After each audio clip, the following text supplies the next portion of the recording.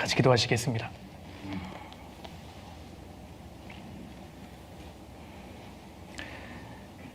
천지 만물을 창조하시고 지금도 살아계셔서 인간의 역사를 주관하시는 고마우신 하나님 감사합니다.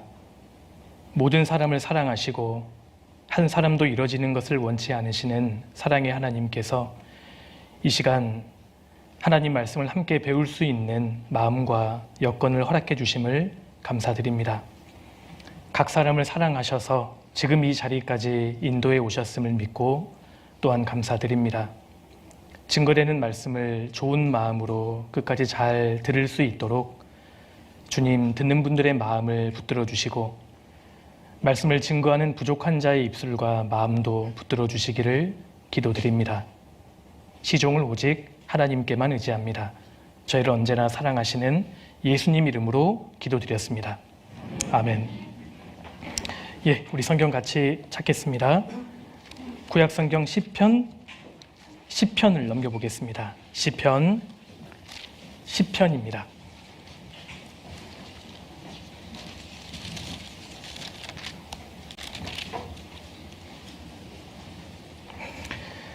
시편 4절입니다. 4절.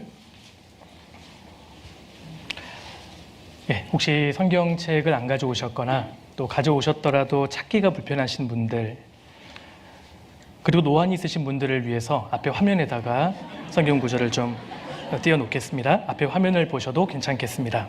시편 4절 한 구절의 말씀을 우리 같이 한번 읽겠습니다.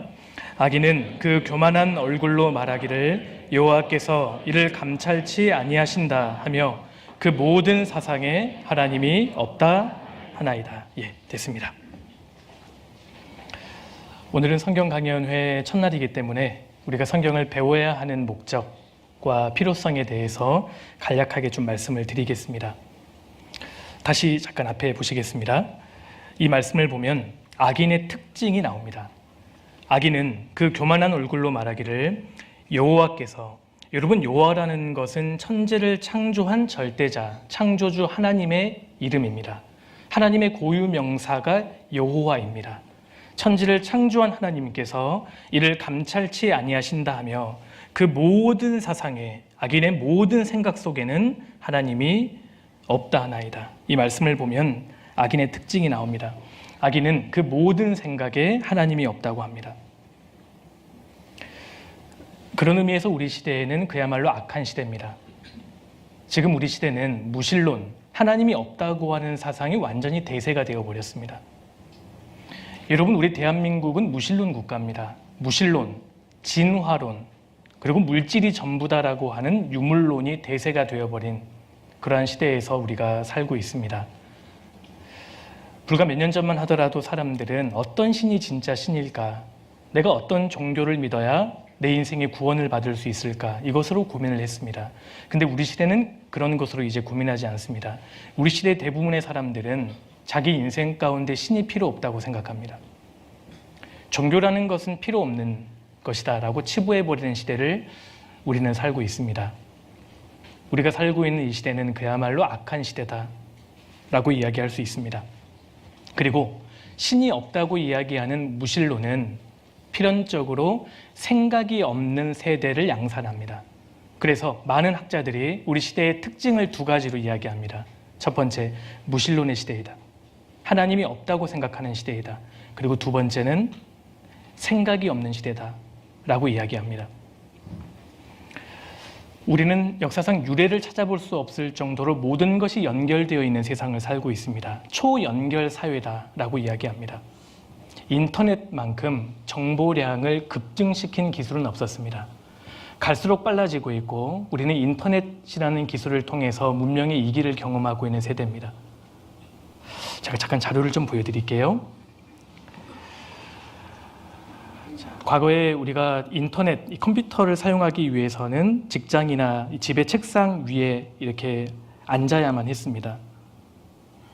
이렇게 큰 컴퓨터가 있었죠. 거의 기억을 지금 못 하시는 것 같은데 이런 시대가 있었습니다. 근데 점점 이 컴퓨터의 크기가 점점 작아져서 하루 종일 들고 다니면서 이제 스마트폰으로 사용할 수 있게 되었습니다. 특히 오늘날 현대인들은 스마트폰을 손에서 놓질 않습니다.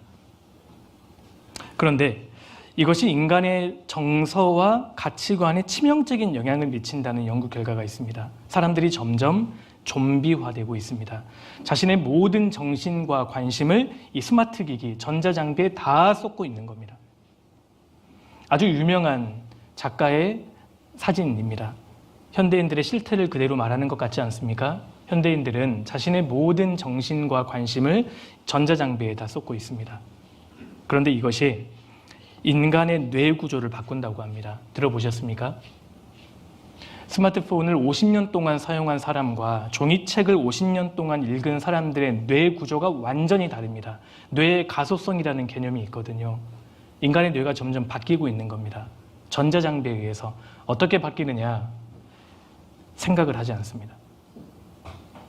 우리가 지금 살고 있는 이 세상은 생각하지 않는 시대라는 겁니다. 점점 현대인들은 한 가지 일에 몰입하거나 집중하는 것을 점점 더 어려워합니다. 몇 년 전만 하더라도 종이책을 읽으면 한 가지 정보에 우리가 집중할 수 있었습니다. 근데 지금 우리 시대는 그렇지 않습니다. 책 한 권을 읽다가도 갑자기 카톡을 확인하고 싶고 유튜브를 확인하고 싶고 이메일을 확인하고 싶어 합니다.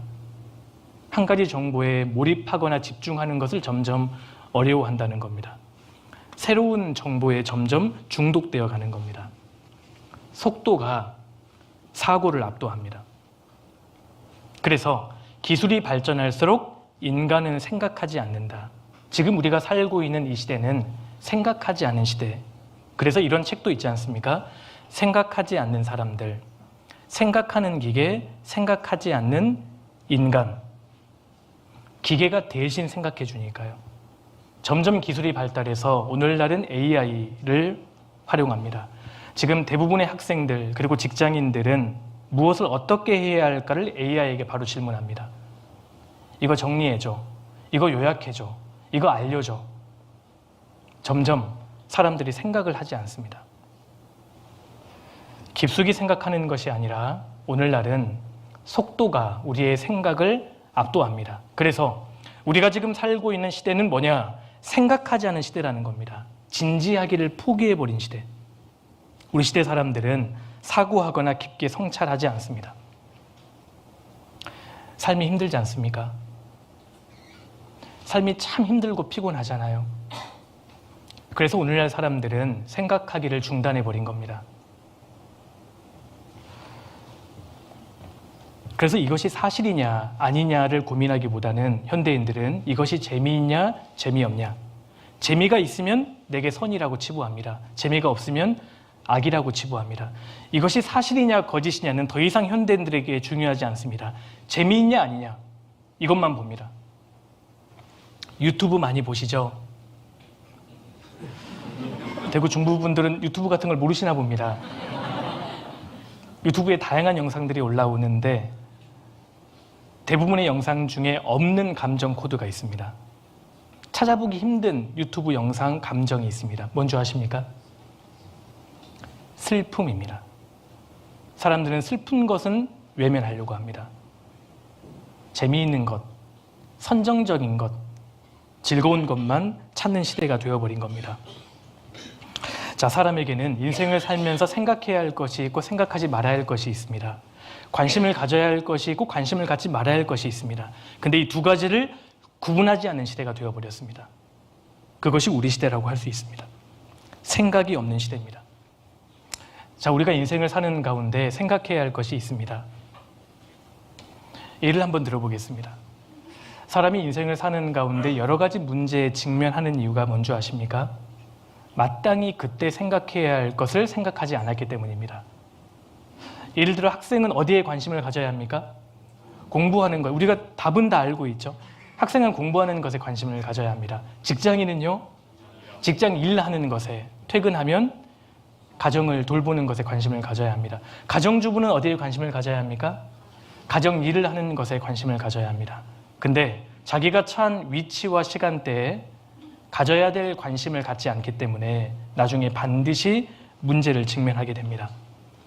여러분 기억하십시오. 생각하지 않으면 결국 사람은 둘 중에 하나입니다. 생각하지 않는다면 첫 번째 사람은 다른 사람들에게 조종당할 수 있습니다. 어리석어집니다. 그리고 심지어 끝까지 생각하지 않으면 심지어 사람이 악해질 수 있습니다. 여러분 보십시오. 나치 땅의 수장이었던 아돌프 히틀러가 이런 말을 남겼습니다. 사람들이 생각하지 않는다는 것은 정부에게 얼마나 다행스러운 일인가. 명령을 내리고 실행하는 것 외에는 생각이 없다. 여러분, 생각하지 않으면 선동당하기 쉽습니다. 동의하십니까? 지금 우리나라 사람들을 보십시오. 많이 배웠다고 하지만 특정 정보에 의해서 너무나 많이 선동당합니다. 여러분, 군중, 대중은 죄송한 말씀이지만 어리석습니다. 선동당하기가 너무 쉽습니다. 생각하지 않으면 사람들에게 이용당할 수 있습니다. 심지어 악해집니다. 여러분, 한나 아렌트라는 정치 철학자가 있습니다. 예루살렘의 아이히만, 악의 평범성이라는 책에서 그녀가 이렇게 말합니다. 슬픈 진실은 대부분의 악이 생각하지 않는 사람들에 의해 이루어진다는 점이다. 정보가 많아도 생각하지 않는다면 조종당하게 됩니다. 그리고 심지어 악해집니다. 우리 시대는 사람들이 생각하지 않습니다. 이 세상에 태어난 사람이라면 반드시 생각해야 할 문제가 있습니다. 먹고 사는 문제가 아닙니다. 물론 먹고 사는 문제 중요합니다. 근데 그것이 우리 인생의 목적이 되어서는 안 된다는 겁니다. 오락을 즐기는 문제는 더더욱 아닙니다. 사람이라면 반드시 죽습니다. 저와 여러분은 불과 몇 년 뒤에 죽습니다. 이 죽음의 문제에 대해서 생각을 해야 한다는 겁니다. 우리 시대 사람들은 내 인생에 대해서, 죽음에 대해서 깊게 고민하지 않습니다. 사람이라면 반드시 죽습니다. 사실 우리 금방 죽습니다. 그러니 제발 이 죽음의 문제에 대해서 한번 생각해 보자는 겁니다.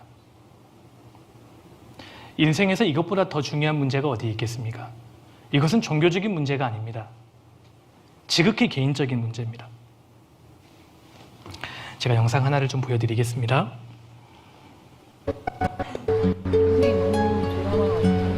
언젠간 가겠지 푸르른 이 청춘 지고 또 피는 꽃잎처럼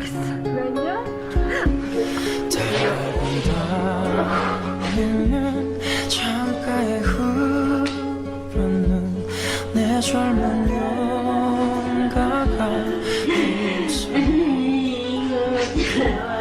가는 날들을 잡으려 잡아 빈손이 지새서 퍼지는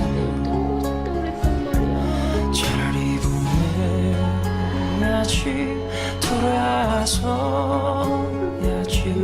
그렇게 세월은 가는 거야.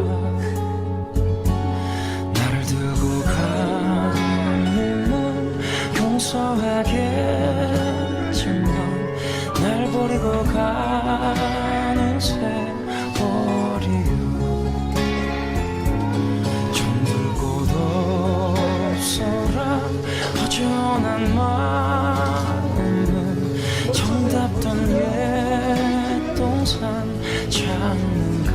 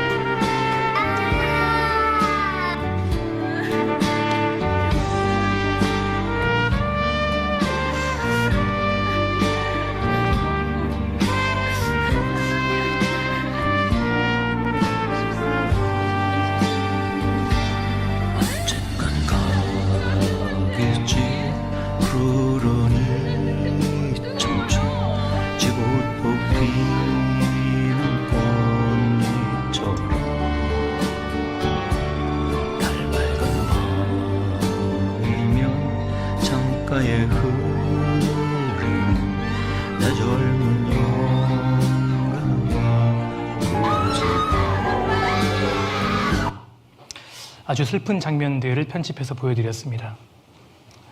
그런데 이것보다 더 충격적인 것은 실제 상황이라는 것이고요. 더 충격적인 것은 내게도 닥칠 상황이라는 겁니다. 죽음이라는 것은 모든 사람을 이토록 비참하게 만들고 무력하고 초라하게 만들어 버립니다. 우리 언젠가는 금방 죽습니다. 자, 말기암 환자들이 갖는 7가지의 질문이 있다고 합니다. 의료진들이 이렇게 증언합니다. 정말 시한부 인생을 살고 있는 환자들이 도대체 무엇을 고민하게 될까? 첫 번째, 인간이란 무엇일까? 나는 어디에서 왔다가 어디로 가는 것일까?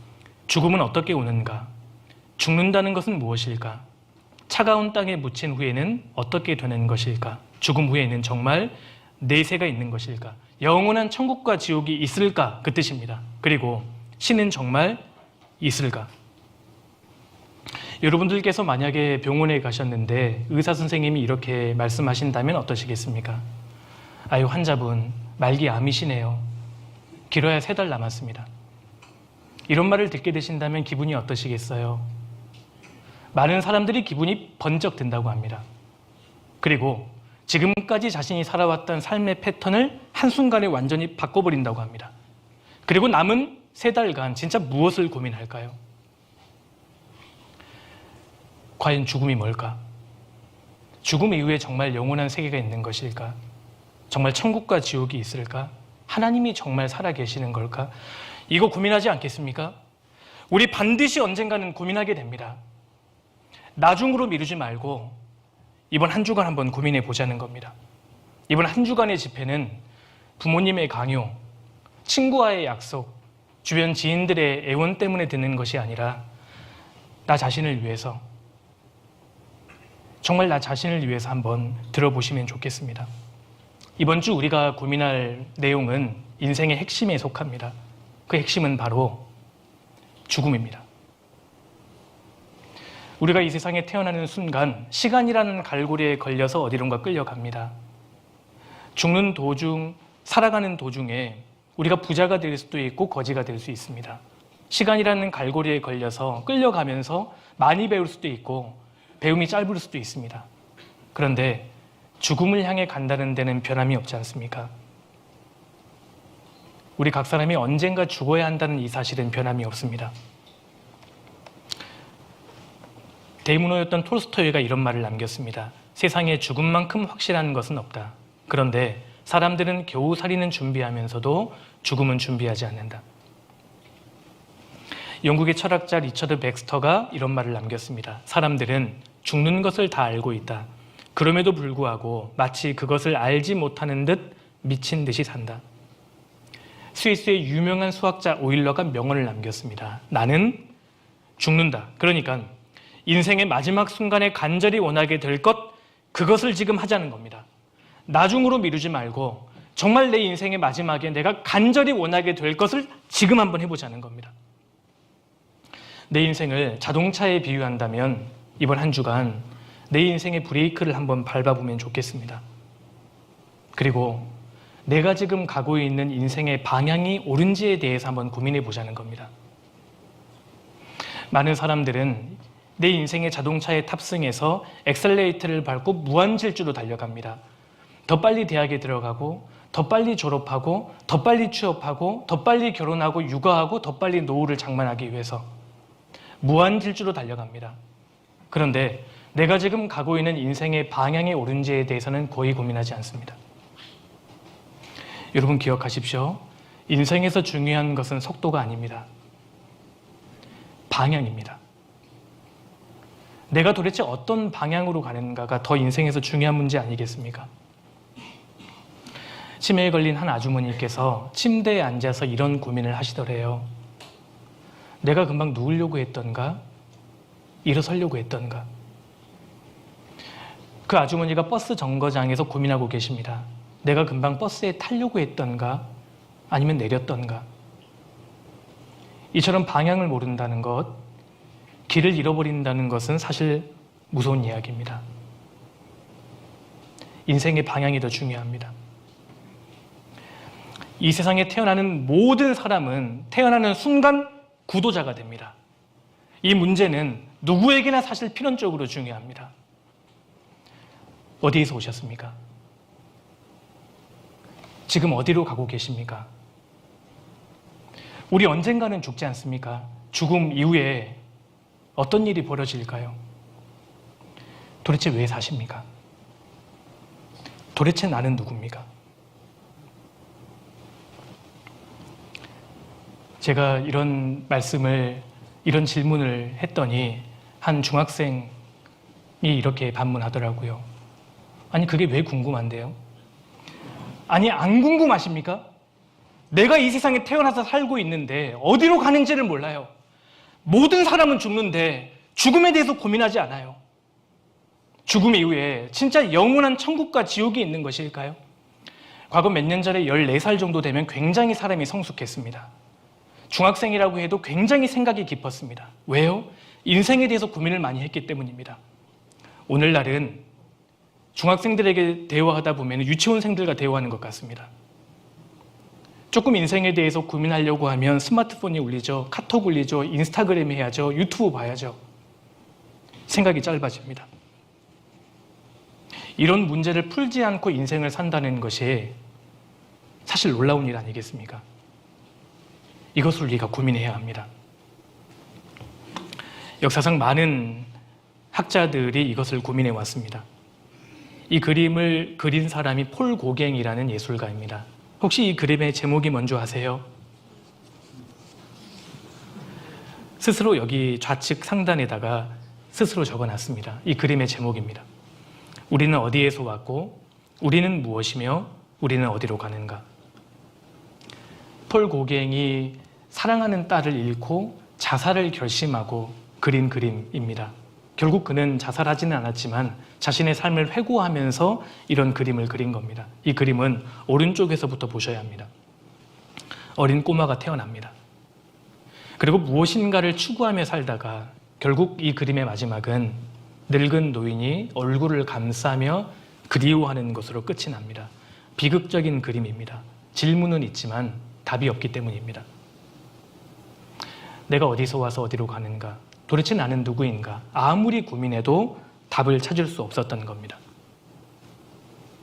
자, 그런데 전도서 11장 1절에 하나님께서 이렇게 말씀하십니다. 너는 청년의 때 곧 곤고한 날이 이르기 전 나는 아무 낙이 없다고 할 예가 각받기 전에 너의 창조자를 기억하라. 내 인생의 이 근본적인 문제를 해결하기 위해서는 반드시 창조자를 찾아야 합니다. 어쩔 수 없습니다. 이게 시작입니다. 내 인생의 근본적인 답을 얻기 위해서는 반드시 창조자, 나를 만든 존재 말입니다. 나를 만든 존재, 창조자를 찾아서 물어야 합니다. 영상 하나를 좀 보여드리겠습니다. 중학교 2학년 때쯤 학교를 내려오면서 계속 물었어요, 어른들. 이경규 씨 같은 분 뭐 이렇게 왜 사세요? 그냥 왜 사세요? 네 마디 같이 왜 사세요? 왜 사세요? 언니 왜 사세요? 아저씨 왜 사세요? 근데 뭐 대답이 거의 비슷했어요. 너도 커보면 알아. 너도 커보면 알아. 공부나 해. 공부나 해가 제일 공부나 해, 많고. 공부나 해. 공부나 해. 왜 거의 이랬어요. 이런 거예요. 그때 정말 실망을 많이 했어요. 누군가 한 사람은 뭐 뭔가 대답이 있겠지 그랬어요. 무슨 대답인지는 모르는. 오히려. 그래서 어떤 소설가가 얘기했던 것 같은데 그 모든 문제의 답은 결국 시작점을 찾는 것이다라고 얘기한 적이 있었거든요.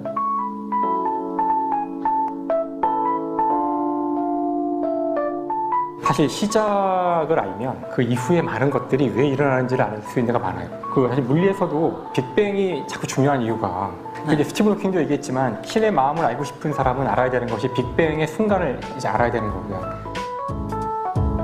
역시 마찬가지로 이제 최초의 생명체에 집착해서 연구가 이루어지는 이유도 그 모든 이유가 그 시작점에 있는 거예요. 그 시작점이 어떻게 되는지를 이제 알아야지만 그 모든 것들이 다 맞춰질 수 있어요. 그래서 아마도 저희도 이제 인생이 저 아직 많이 안 살았지만 자기가 왜 살고 있을까? 나는 어떤 목적으로 살았을까? 아니면 어떤 이유 때문에 여기 이 땅에 주어진 걸까?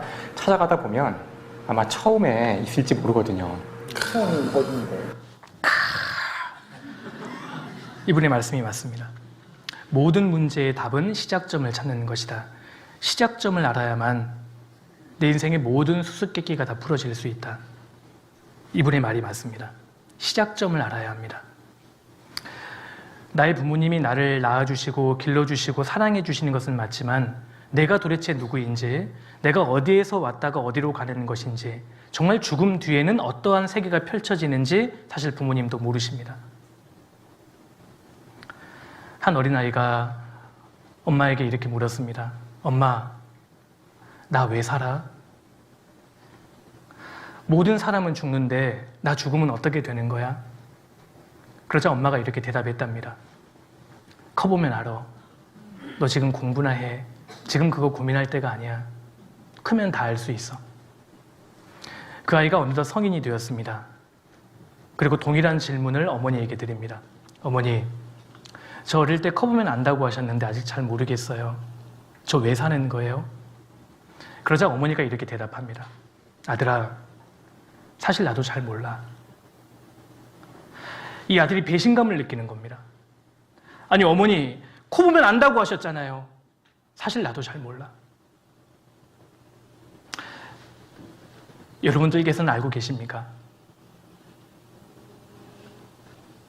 부모님께서 나를 낳아주시고 길러주신 것은 맞지만 내 인생의 근본적인 문제에 대한 답은 하실 수 없습니다. 내 인생의 근본적인 문제에 대한 답을 알기 위해서는 반드시 창조자, 무조건 나를 만든 존재를 만나야 한다는 겁니다.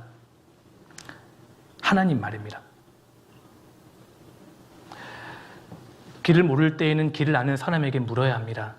전자장비를 사용하다가 고장이 나면 제조사를 찾아가면 됩니다. 만든 존재 말입니다. 마찬가지로 내가 누구인지, 도대체 내가 어디서 와서 무엇을 위해 살다가 어디로 가는 것인지, 이 근본적인 문제에 대한 답은 나를 만든 존재, 하나님을 만나야 합니다.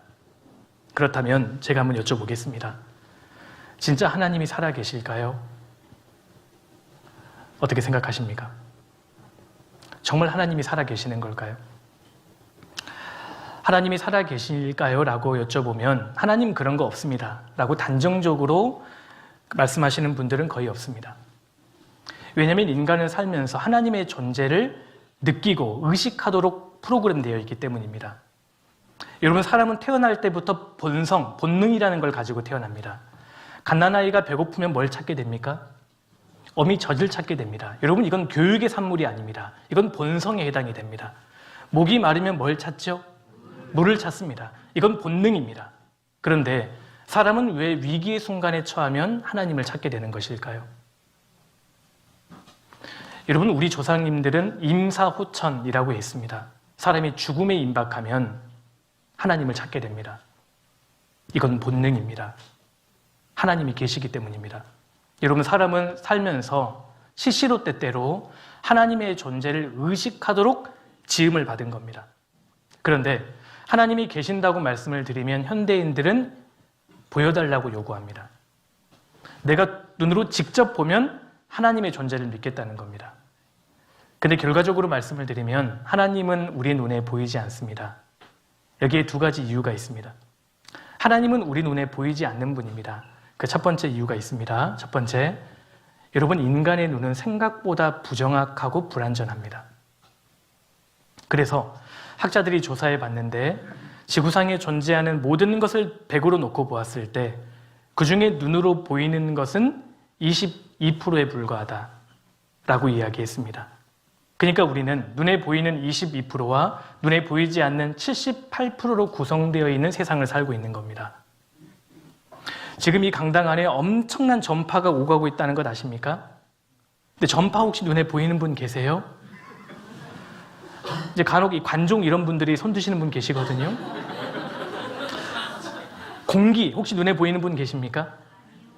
눈에 보이지 않지만 공기는 존재합니다. 지금 우리가 이렇게 호흡하고 있는 것 자체가 공기가 있다는 분명한 증거 아니겠습니까? 사랑, 우정, 증오와 같은 감정도 눈에 보이지 않지만 분명히 존재합니다. 그러니까 이렇게 불완전한 눈으로 보이지 않기 때문에 하나님이 없다 이렇게 주장하는 것은 사실 너무 성급합니다. 자, 제가 보여드리겠습니다. 서울의 야경입니다. 오늘날은 공해 때문에 밤하늘을 보더라도 아무것도 보이지 않습니다. 근데 하늘에 뭐가 가득 차 있는 줄 아십니까? 별로 가득 차 있습니다. 눈에 보이지 않는다고 해서 그런 거 없다라고 주장하는 것은 사실 너무 성급합니다. 빙산의 일각이라는 말이 있습니다. 눈에 보이는 빙산은 아주 일부입니다. 사실 보이지 않는 부분이 훨씬 거대할 수 있습니다. 실제로 인간의 눈에 보이는 것은 전체 존재하는 것의 22%에 불과하다라는 겁니다. 이런 불완전한 눈으로 보이지 않는다고 해서 하나님 그런 거 없다라고 주장하시면 안 됩니다. 자, 그리고 두 번째, 하나님이 우리 눈에 보이지 않는 또 하나의 이유가 있습니다. 하나님은 우리와 같은 존재가 아닙니다. 하나님은 영이십니다. 요한복음 4장 24절 같이 한번 읽어보실까요? 하나님은 영이시니 예배하는 자가 신령과 진정으로 예배할지니라. 하나님은 영이십니다. 여러분, 영은 살과 뼈가 없는 존재입니다. 하나님은 영이시기 때문에 늙거나 병들거나 죽지 않습니다. 여러분, 마귀, 귀신들도 영적인 존재입니다. 천사도 영적인 존재입니다. 하나님이 영이십니다. 우리와 다른 존재라는 겁니다. 하나님은 몸을 입고 계시지 않습니다. 디모데전서 6장 16절에 오직 그에게만, 하나님께만 죽지 아니함이 있고 가까이 가지 못할 빛에 거하시고 역사상 아무 사람도 보지 못하였고 또 볼 수 없는 자신이 그에게 존귀와 영원한 능력을 돌릴지어다. 아멘. 하나님은 영이시기 때문에 역사상 아무도 하나님을 목격한 적이 없고 지금도 볼 수 없는 분입니다. 하나님은 영이십니다. 자, 그렇다면 영이신 하나님, 우리가 볼 수 없는 하나님을 우리가 어떻게 알고 믿을 수 있을까요? 매개체를 통하면 됩니다. 잠깐 보여드리겠습니다. 눈에 보이지 않는 것을 보는 방법이 있습니다. 여러분, 세균과 같은 미세한 물질은 무엇을 통해 보면 되죠? 현미경 맞습니다. 전파는요, 어떻게 우리가 보고 확인할 수 있습니까? TV나 라디오와 같은 수신기를 통하면 전파가 말하는 바를 우리가 보고 들을 수 있습니다. 그렇다면 멀리 떨어져 있는 천체는 무엇을 통해 볼 수 있죠? 망원경입니다. 자, 그렇다면 영이신 하나님은 우리가 어떻게 알고 믿을 수 있을까요? 성경입니다. 그렇습니다. 성경이라는 매개체를 통하면 하나님이 어떠한 분이신지를 우리가 분명히 알고 믿을 수 있습니다. 하나님을 알고 믿을 수 있는 목적으로 하나님께서 우리에게 성경을 주신 겁니다. 성경. 그래서 믿지 말라 그래도 성경에 하나님의 말씀이라는 증거가 굉장히 많이 기록되어 있다면 하나님 살아계시는 것을 우리가 믿을 수 있고 더 나아가서 인생의 근본적인 문제를 해결할 수 있습니다. 믿을 만한 증거가 가득하다면 누구든지 부인할 수 없습니다. 근데 오늘날 많은 사람들이 교회는 다닌다고 말하면서도 성경을 배워본 적이 없습니다. 죄송한 말씀이지만 그분은 하나님에 대해서 아무것도 모르는 분입니다. 하나님은 자신을 계시할 목적으로 매개체 성경을 주셨다는 겁니다. 자, 이 성경은 인간의 머리를 동원해서 기록한 것이 아니라 하나님 불러주신 것을 그대로 받아 기록한 책입니다. 그래서 이 성경을 가리켜서 하나님의 책이다, 여호와의 책이다 라고 주장합니다. 자, 이사야 34장 16절, 너희는 여호와의 책을 자세히 읽어보라. 여러분, 여호와는 하나님의 이름이라고 말씀드렸습니다. 하나님의 책을 자세히 읽어보라. 이것들이 하나도 빠진 것이 없고 하나도 그 짝이 없는 것이 없으리니, 왜냐하면 여호와의 입이 이를 명하셨고 하나님의 신이 이것들을 모으셨음이라. 이렇게 말씀하십니다. 제가 설명해 드릴게요. 여러분, 성경은 지금 우리가 한 권의 형태로 보고 있지만 사실 66권이 한 권으로 이렇게 모아진 겁니다. 창세기부터 요한계시록까지. 예수님 오시기 전에 기록된 성경을 구약 성경이라고 하고 39권입니다. 예수님 오신 이후에 기록된 성경을 신약 성경 총 27권인데 더하면 66권입니다. 그런데 이 책을 한번 자세히 읽어보라는 겁니다. 인생이 구원을 받는데, 그리고 인생사를 살아가는데 중요한 것이 하나도 빠진 것이 없을 것이다. 그리고 정확하게 짝으로 이루어져 있을 것이다. 왜냐하면 이것이 하나님의 입이 이를 명하셨고 하나님의 신이 이것을 한 곳으로 모으셨기 때문이다 라고 말씀하시는 겁니다.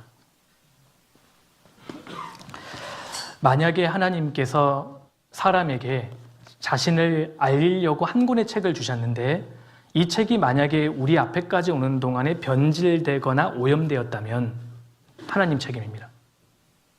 하나님이 우리에게 뭐라고 하실 자격이 없습니다. 그러지 않겠습니까? 정말 절대자가 계셔서 인간에게 한 권의 책을 주셨는데 이 책이 만약에 우리까지 오는 과정에서 변질되었다면 하나님 책임입니다. 그런데 하나님께서 말씀하시는 겁니다. 다른 모든 것은 변해도 이 책 한 권만큼은 내가 보존할 것이다. 완벽하게 기록할 것이다. 지금 그 말씀을 하고 계시는 겁니다. 이것이 기록될 때에도 우리 앞에까지 편집될 때에도 완벽하게 보존할 것이다. 하나님 그 말씀을 하십니다. 제가 설명해 드릴게요. 자, 역사를 이렇게 도표로 그려볼 수 있습니다. 예수님 기점으로 예수님 오시기 전의 시대를 BC, 기원전이라고 하고 예수님 오신 이후의 시대를 AD, 기원 후라고 합니다. 지금 우리는 AD 2026년도를 살고 있습니다. 자, 성경은 기원전 1500년부터 AD 100년까지 기록됐습니다. 자, 그러니까 지금을 기준으로 보면 무려 3500년 전에 기록되기 시작해서 1900년 전에 완성이 된 겁니다. 무려 1600년간이라는 역사 속에서 성경이 기록됩니다.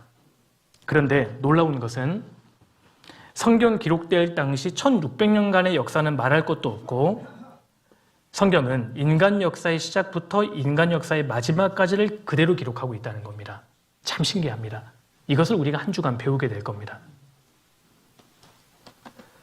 자, 성경을 기록한 사람은 약 40여 명의 유대인들입니다. 이들은 서로 알고 있는 사이가 아니었습니다.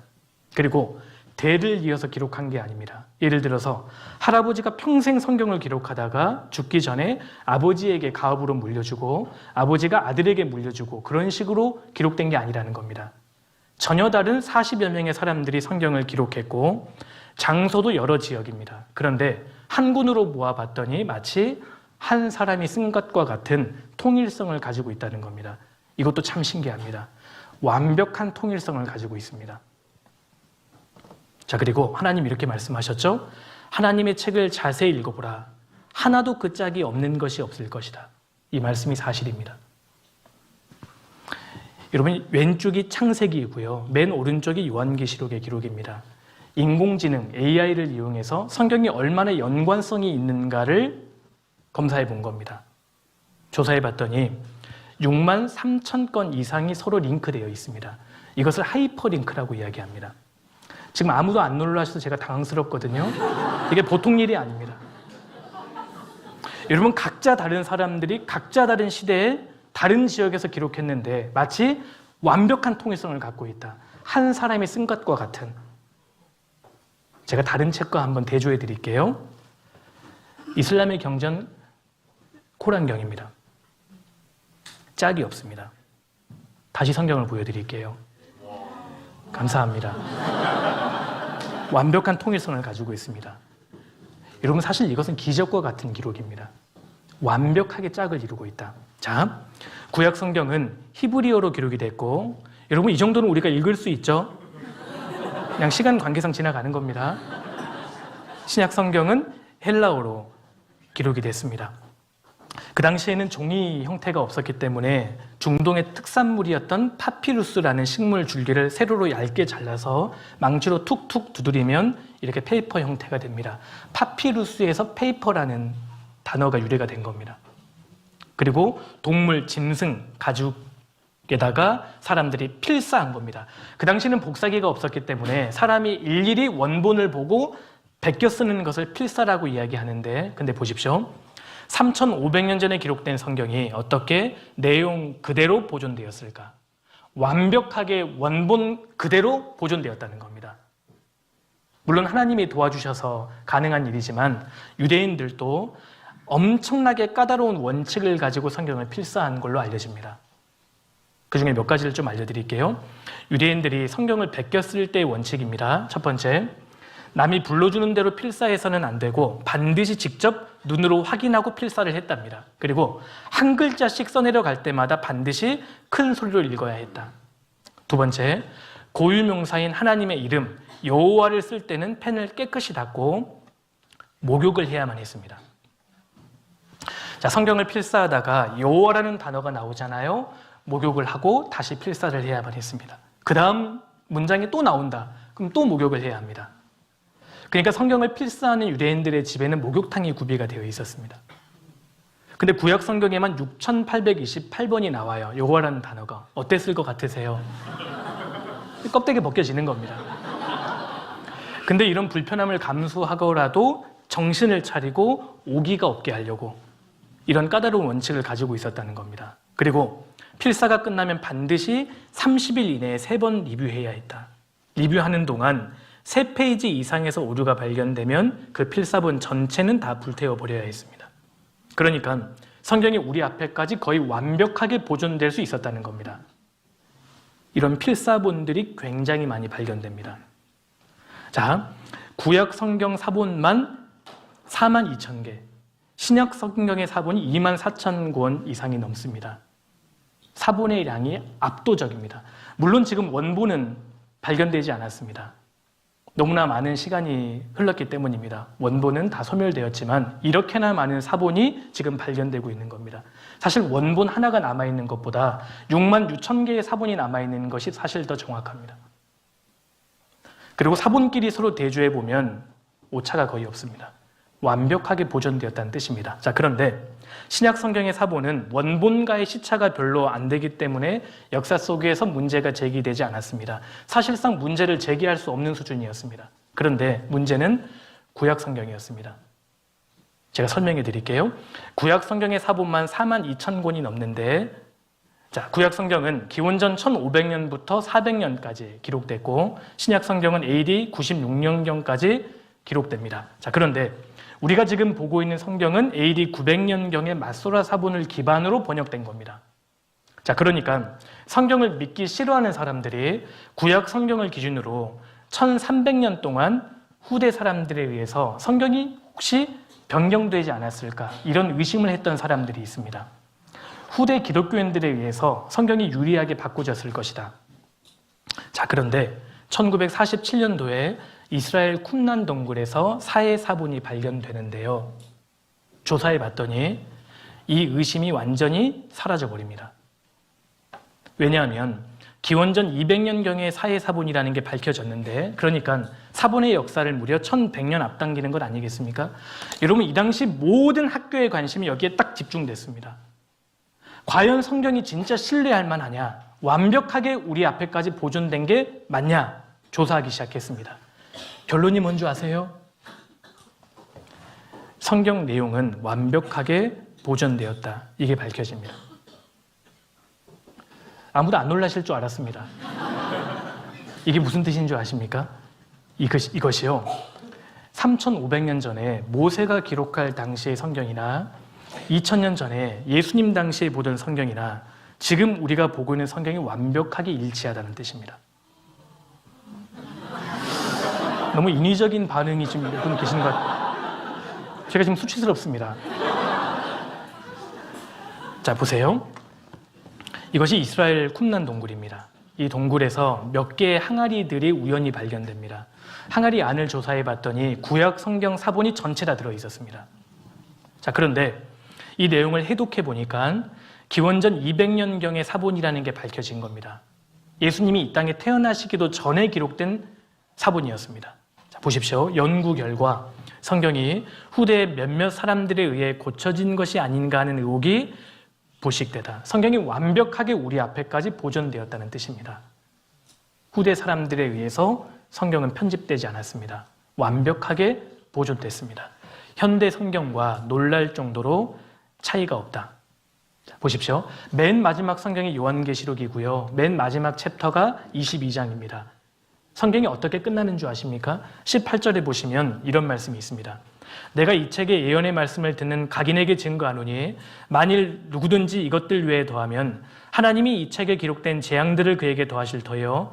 만일 누구든지 이 책의 예언의 말씀에서 제하여 버리면 하나님이 이 책에 기록된 생명나무와 및 거룩한 성의 참회함을 제하여 버리시니라. 성경은 무서운 저주의 말씀으로 끝이 납니다. 이 성경 말씀 외에 누가 임의로 더해버린다면 기록된 모든 재앙을 그 사람에게 더해버릴 것이다. 반면에 누가 임의로 빼버린다면 거룩한 성, 천국에 들어가는 명단에서 제해버릴 것이다. 하나님 말씀이기 때문에 그렇습니다. 인간이 인위적으로 더하거나 뺄 수 없습니다. 성경은 마침표가 찍혀 있다는 뜻입니다. 참 신기한 책입니다. 자, 역사 속에서 가장 놀라운 책 역시 성경입니다. 세계에서 가장 많이 출판된 책 역시 성경이고요. 세계에 가장 널리 배부된 책 역시 성경입니다. 가장 많이 판매된 베스트셀러 역시 성경입니다. 지난 50년 동안 가장 많이 판매된 책, 판매량을 기준으로 읽혀진 책을 조사해 봤습니다. 2위가 뭔지 아십니까? 세계에서 역사 속에서 가장 많이 판매된 책 2위. 마오쩌둥 어록입니다. 중국 사람들 참 대단하죠. 마오쩌둥 어록입니다. 모태똑 어록인데요. 이 책이 중국에서만 사실 참고로 팔린 것이 아니라 1968년도에 프랑스에서 있었던 68혁명 때 대량으로 판매됐습니다. 68혁명 혹시 들어보셨습니까? 모든 반대하는 것을 반대한다고 했던, 모든 것을 파괴시키고자 했던 운동입니다. 거기에 마오이즘이 결합이 됐거든요, 사실은. 참고로 그렇습니다. 그래서 굉장히 많은 사람들이 읽었던 책 중에 하나입니다. 근데 단연 1위가 어떤 책일까요? 성경입니다. 2위하고 사실 비교가 되지 않죠. 가장 많이 읽혀진 베스트셀러 역시 성경입니다. 세계에서 가장 많이 번역된 책 역시 성경입니다. 물론 최근에는 좀 자료가 업데이트 되었겠지만 피노키오 240개 언어로 번역이 됐다고 하고요. 어린 왕자와 같은 책은 216개 언어로 번역이 됐고 철로 역정이 200개. 가장 많이 번역된 책이 어떤 책일까요? 지금 성경 강연에 오신 거 맞죠? 예, 단연 성경입니다. 그럼 성경이 몇 개 언어로 번역이 됐을까? 2377개, 2551개. 자, 25년 작년 신문입니다. 성경 3872개 언어로 번역되었습니다. 여러분 3872개 언어로 번역이 되었다는 것은 지금 인류가 사용하고 있는 거의 대부분의 언어로 번역이 되었다는 뜻입니다. 지금도 계속 번역이 되고 있는 중입니다. 여러분 제가 3년 전에 아프리카 모리셔스를 방문했는데 모리셔스 사람들이 전통적으로 사용하는 모리시안어로는 성경이 아직 번역이 안 됐더라고요. 근데 걱정하지 마십시오. 모리셔스 대부분의 사람들은 영어 아니면 불어를 사용합니다. 사실상 지구상에 존재하는 모든 사람들은 언어를 통해 성경을 접하고 있습니다. 참 신기한 책입니다. 자, 그런데 왜 성경을 하나님의 책, 여호와의 책이라고 하는 것일까요? 가장 오래전에 완성이 됐다 하더라도 완벽하게 우리 앞에까지 보존되었다 하더라도 인류 역사상 굉장히 많은 영향을 끼쳤다 하더라도 무조건 이 책을 하나님의 책이라고 우리 인정할 수 없습니다. 근데 왜 이 책을 여호와의 책, 하나님의 책이라고 하는 것일까요? 이유는 간단합니다. 하나님이 불러주셨고 사람은 그것을 그대로 받아 기록했기 때문입니다. 제가 몇 구절만 좀 소개해 드릴게요. 예레미야 30장에 하나님께서 이렇게 말씀하시는 겁니다. 여호와께로서 말씀이 예레미야에게 임하여 이르시니라. 이스라엘의 하나님 여호와께서 이같이 일러 가라사대 내가 내게 이른 모든 말을 책에 기록하라. 그 기록이 예레미야 성경입니다. 하나님은 불러주셨고 사람은 그것을 그대로 받아 기록한 겁니다. 32장 1절에도 여호와의 말씀이 예레미야에게 임하니라. 호세아 1장 1절에 부에리의 아들 호세아에게 임한 여호와의 말씀이라. 하나님이 가라사대 하나님이 그 사람에게 말씀하셨다. 이러한 표현이 구약 성경에만 3,800번 이상이 등장합니다. 그래서 이 책을 여호와의 책, 하나님의 책이라고 이야기하는 겁니다. 그래서 디모데후서 3장 16절에 모든 성경은 창세기부터 요한계시록까지 모든 성경은 하나님의 감동으로 기록되었다라고 말씀하는 겁니다. 하나님의 감동으로 되었다는 것은 헬라어로 데오프뉴스토스인데 하나님의 숨기운을 불어넣어서 기록하게 하셨다는 뜻입니다. 그러니까 성경은 하나님께서 사람을 연필 삼아서 기록하신 책이다 라는 뜻입니다. 중요한 걸 제가 말씀드리니까 지금 배경음을 깔아주시는 거거든요.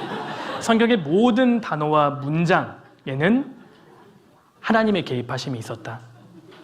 그런 뜻입니다. 자, 보세요. 베드로후서 1장 21절에 예언은 문맥상 성경을 말합니다. 성경은 언제든지 사람의 뜻으로 낸 것이 아니요 오직 성령의 감동하심을 입은 사람들이 하나님께 받아 말한 것임이니라. 자, 보십시오. 성경은 하나님의 뜻으로 낸 것이 아니다. 그 말은 사람이 상상력을 동원해서 기록한 것이 아니다 그 뜻입니다. 오직 성령의 감동하심을 입은 사람들이 하나님께 받아 말했다라는 말은 쉽게 말하면 하나님 말씀을 그대로 받아쓰기 했다 그 뜻입니다. 자, 보십시오.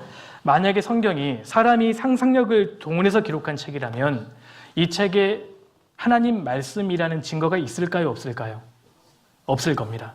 증거가 있을 리가 없겠죠? 인간이 상상력을 동원해서 기록했다면 증거가 있을 리가 없습니다. 근데 반대로 하나님 말씀을 그대로 받아 기록했다면 사실이라고 하는 증거가 있을까요? 없을까요? 있어야 합니다. 다시 말해서 사실이라고 하는 증거가 있다면 누가 살아계시는 겁니까? 하나님 살아계시는 겁니다. 하나님 살아계시는 것을 인정하셔야 합니다.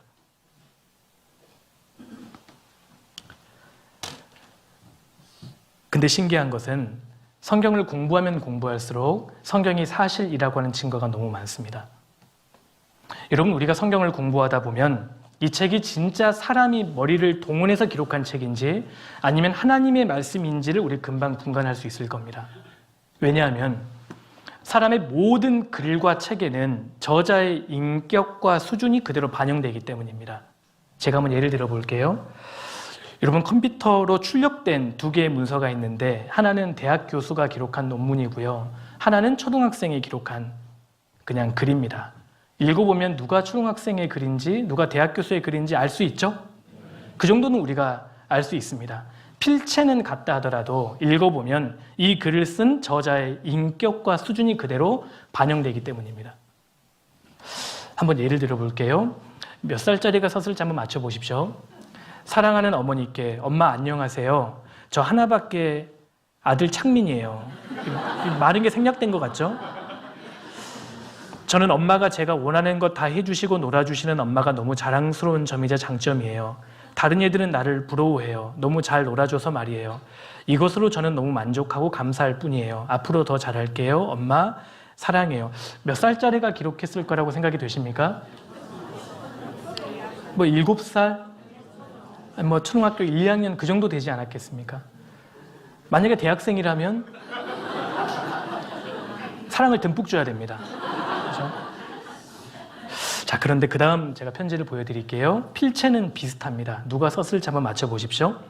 사랑하는 남편에게 벌써 20년이 되었네요. 사고로 남편 먼저 보냈을 때 하늘 무너지는 것 같았어요. 밤이 되면 아이들을 재우고 살아생전 부르던 남편 생각이 나서 말없이 울었습니다. 없는 살림에 혼자 자식들과 살 생각을 하니까 참 기가 막히더군요. 밥 달라는 자식 굶길 수 없어 살다 보니까 보고 싶은 마음 지금 여기까지 왔습니다. 여보, 나 당신 애들 다 결혼시켰습니다. 고생했다고 한 번만 말해줘요. 오늘따라 당신이 너무 보고 싶어요. 누가 쓰셨을 거라고 생각이 되세요? 할머니입니다. 76 드신 최종의 할머니예요.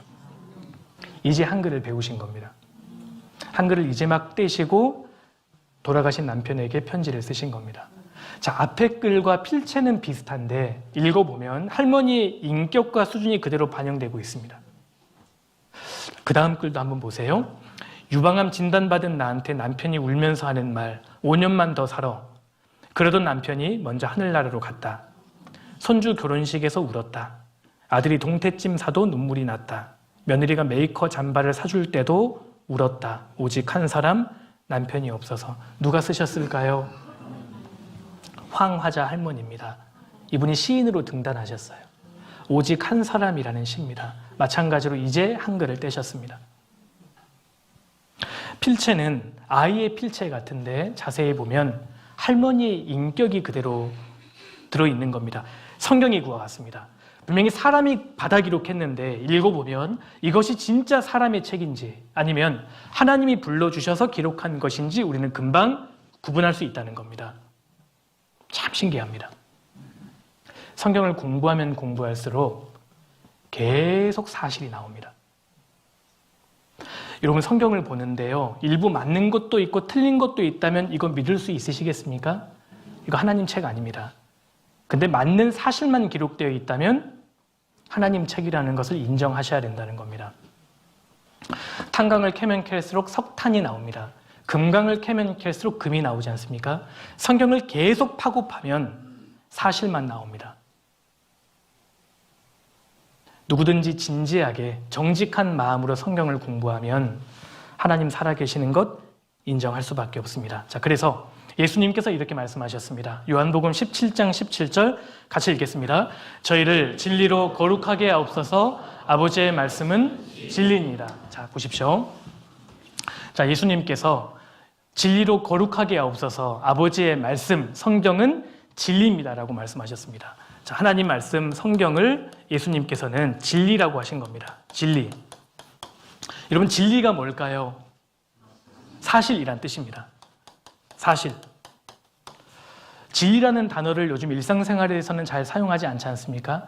야, 너 말이 진짜 진리야? 이렇게 이야기하는 고리타분한 사람은 없잖아요. 사실이란 뜻입니다. 팩트란 뜻입니다. 예수님께서는 하나님 말씀, 성경은 사실이다, 진리다 라고 말씀하시는 겁니다. 자, 그런데 어떤 사람의 주장을 무조건 진리라고 우리는 인정할 수 없습니다. 그 사람 말을 진리라고 우리가 인정하기 위해서는 크게 세 가지의 조건을 충족시켜야 합니다. 첫 번째, 진리가 되기 위해서는 객관성을 갖춰야 합니다. 그리고 보편성, 타당성, 이 세 가지의 조건을 크게 갖추어야 합니다. 이것 내 생각이야, 이렇게 이야기하면 진리가 될 수 없는 겁니다. 그리고 모든 사람이 공감할 수 있는 보편성을 갖추어야 되고, 타당성, 그것이 진리라고 이야기하는 근거를 갖추어야 합니다. 이 세 가지를 갖추었을 때 진리다, 진짜 사실이다, 우리는 그렇게 인정할 수 있는 겁니다. 자, 그런데 성경을 공부하다 보면 성경의 내용을 크게 네 가지로 분류를 해볼 수 있습니다. 먼저 성경은 영혼의 존재에 대해서 말씀합니다. 인간에게는 몸이 있지만 절대 몸이 전부가 아니야. 몸이 죽고 나면 몸 안에 있는 영혼이 빠져나오는 거야. 사람은 절대 몸이 전부가 아니야. 영혼이 있어. 성경은 그걸 말씀하고요. 두 번째, 영원한 세계를 말씀합니다. 우리가 지금 살고 있는 물질계뿐만 아니라 영적인 세계가 분명히 있고 죽음을 건너가면 영원한 천국과 지옥이 있다. 성경은 그걸 말씀합니다. 여러분, 하나님께서는 인간에게 궁극적으로 이 두 가지를 말씀하려고 하시는 겁니다. 이 세계가 전부가 아니다. 영혼이 있고 영원한 세계가 있다. 이걸 준비해야 된다라는 것을 말씀합니다. 근데 사람들은 이 두 가지는 눈에 보이지 않기 때문에 웬만하면 믿지 않으려고 합니다. 그래서 성경에 누구도 부인할 수 없는 두 가지의 증거, 사실을 담아두신 겁니다. 그 첫 번째는 창조의 사실이고 두 번째는 역사의 사실입니다. 자, 성경의 내용을 이렇게 네 가지로 구분해 볼 수 있는 겁니다. 우린 지금 역사 속에 살고 있기 때문에 창조의 사실과 역사의 사실은 눈으로 확인할 수 있는 겁니다. 누구도 부인하지 못하는 증거를 가지고 눈에 보이지 않는 것까지 하나님 믿게 하신 겁니다. 예를 한번 들어보겠습니다. 아까 구약 성경은 총 39권이라고 말씀드렸습니다. 제 의지가 아닙니다. 제 의지 상관없이 이렇게 써지는 거니까 참고해 주십시오. 39권인데 39권의 내용을 구분해 보면 17 플러스 17 이렇게 나눌 수 있습니다.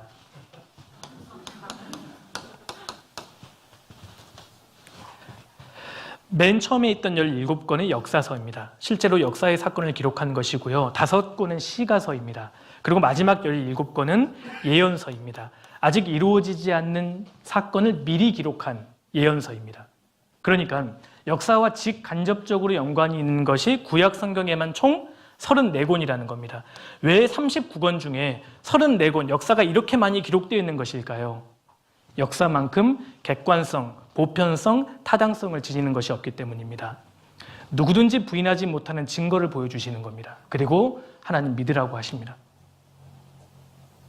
정직한 마음으로 성경을 공부하면 성경이 사실이고 하나님 살아계시는 것을 인정할 수밖에 없습니다. 그래서 이번 한 주간 우리는 성경을 배우게 될 겁니다. 참 신기한 책입니다. 여러분, 만약에 하나님 믿기 싫으시다면 사실 방법은 딱 간단합니다. 성경을 배우시다가 잘못된 거짓말 딱 한 가지만 발견하시면 됩니다. 그럼 진짜 안 믿으셔도 상관없습니다. 그런데 역사 속에서 이것을 시도했다가 한 사람도 성공하지 못했다는 것을 먼저 알아두십시오.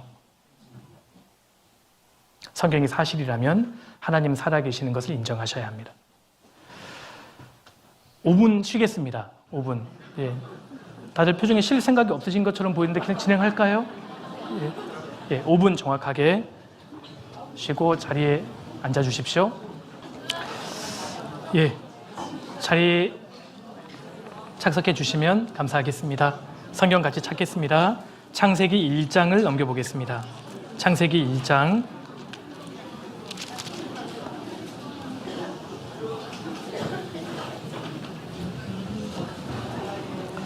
창세기 1장 1절입니다.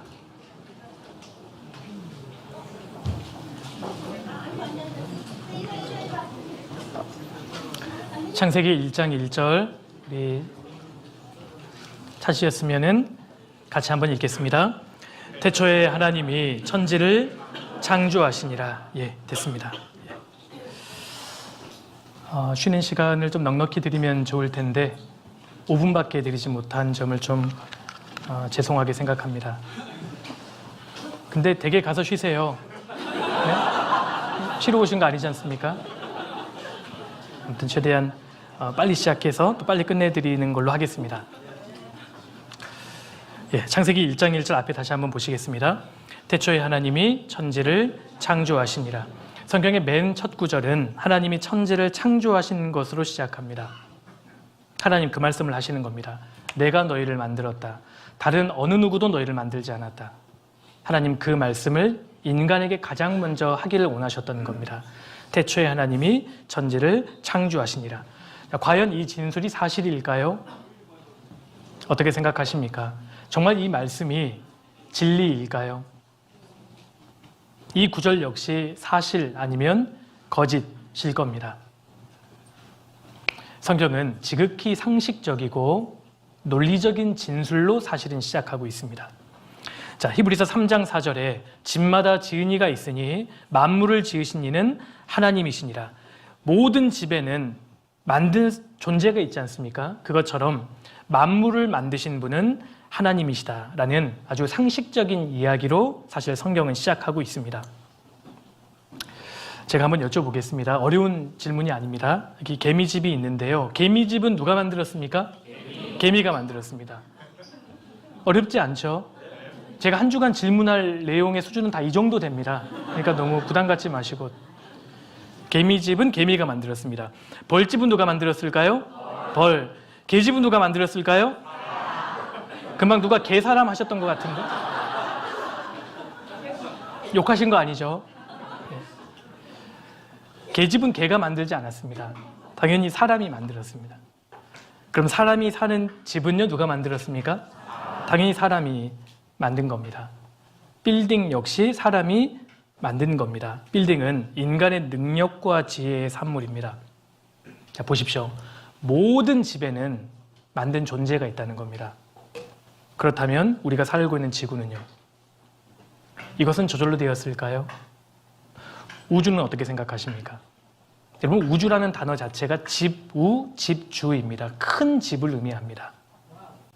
인간이 만들기 불가능하다고 해서 저절로 되었다라고 이야기할 수 있습니까? 집마다 지은 이가 있으니 만물을 지으신 이는 하나님이시다. 성경은 상식적인 진술로 시작한다는 겁니다. 여기 강아지 인형이 있습니다. 만든 사람이 있죠? 로봇 강아지 역시 만든 사람이 있습니다. 그렇다면 진짜 강아지는요? 이것은 저절로 되었을까요? 아무도 귀여워하지 않으신데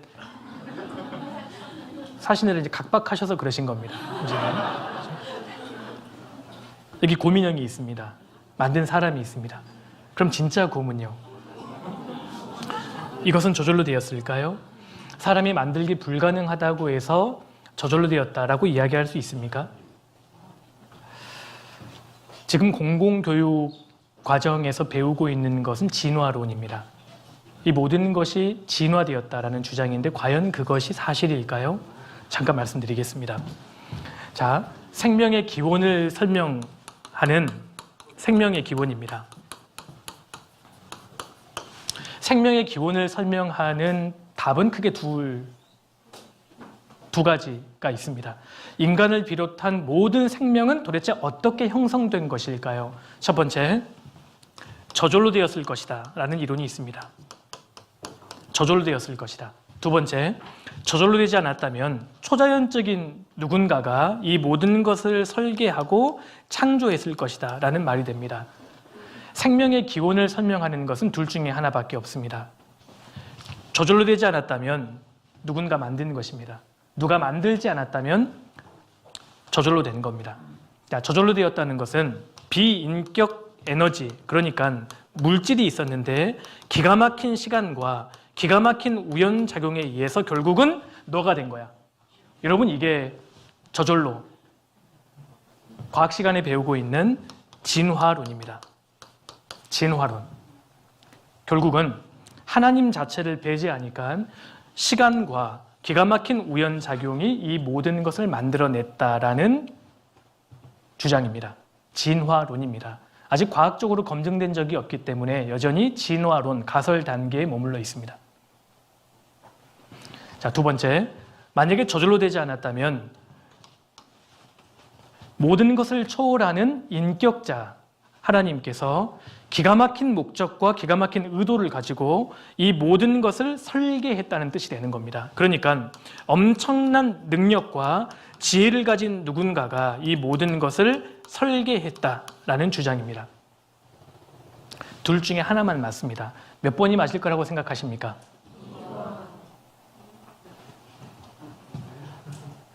이 가운데 혹시 진화론 믿고 계시는 분도 계실 거라고 생각합니다. 그렇다면 진화론을 믿고 계시는 분께 한번 여쭤보고 싶습니다. 지금까지 구체적으로 진화가 무엇이며 어떠한 방식을 걸쳐서 진화가 되었는지 설명해 주십시오. 자연 발생, 자연 선택 그런 거 말고요. 과학적으로 검증된 거 말입니다.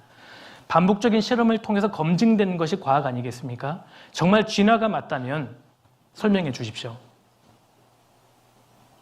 과학적으로 검증되지 않은데 어떻게 이것이 과학입니까?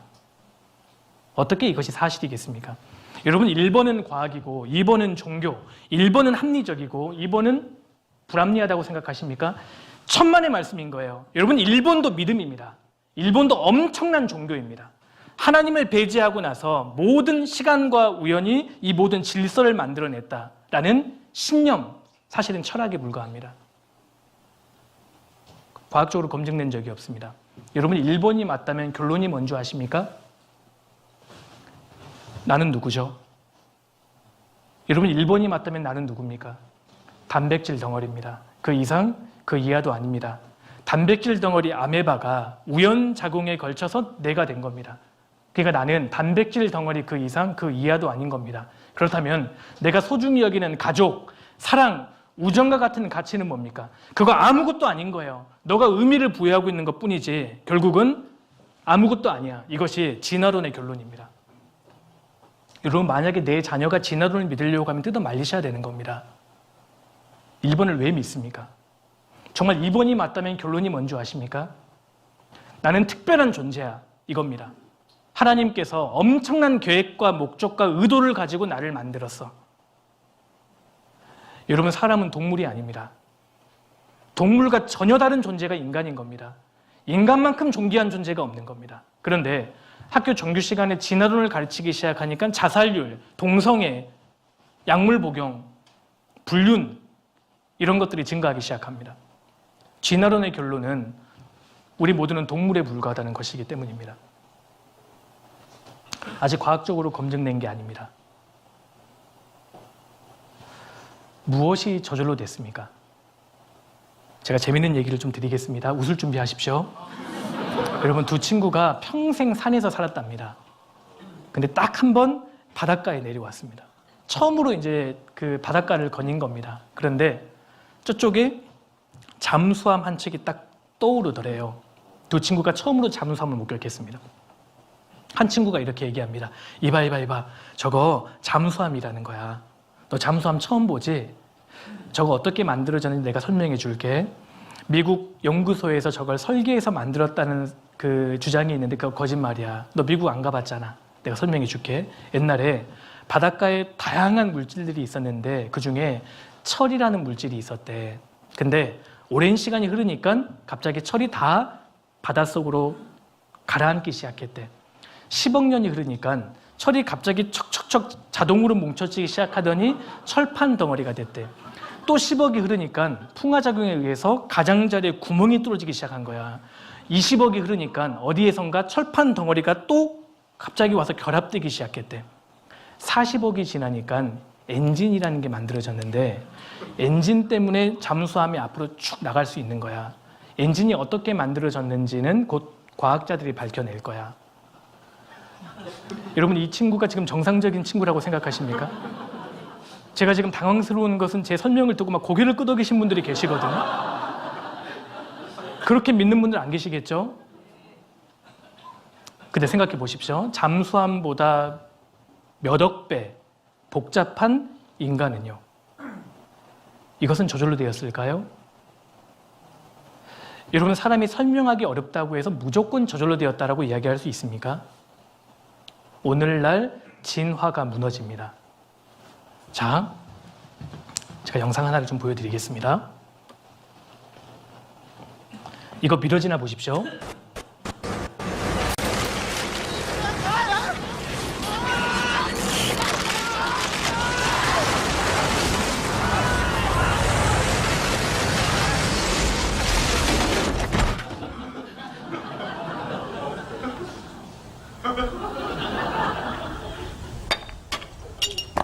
이거 믿어지십니까?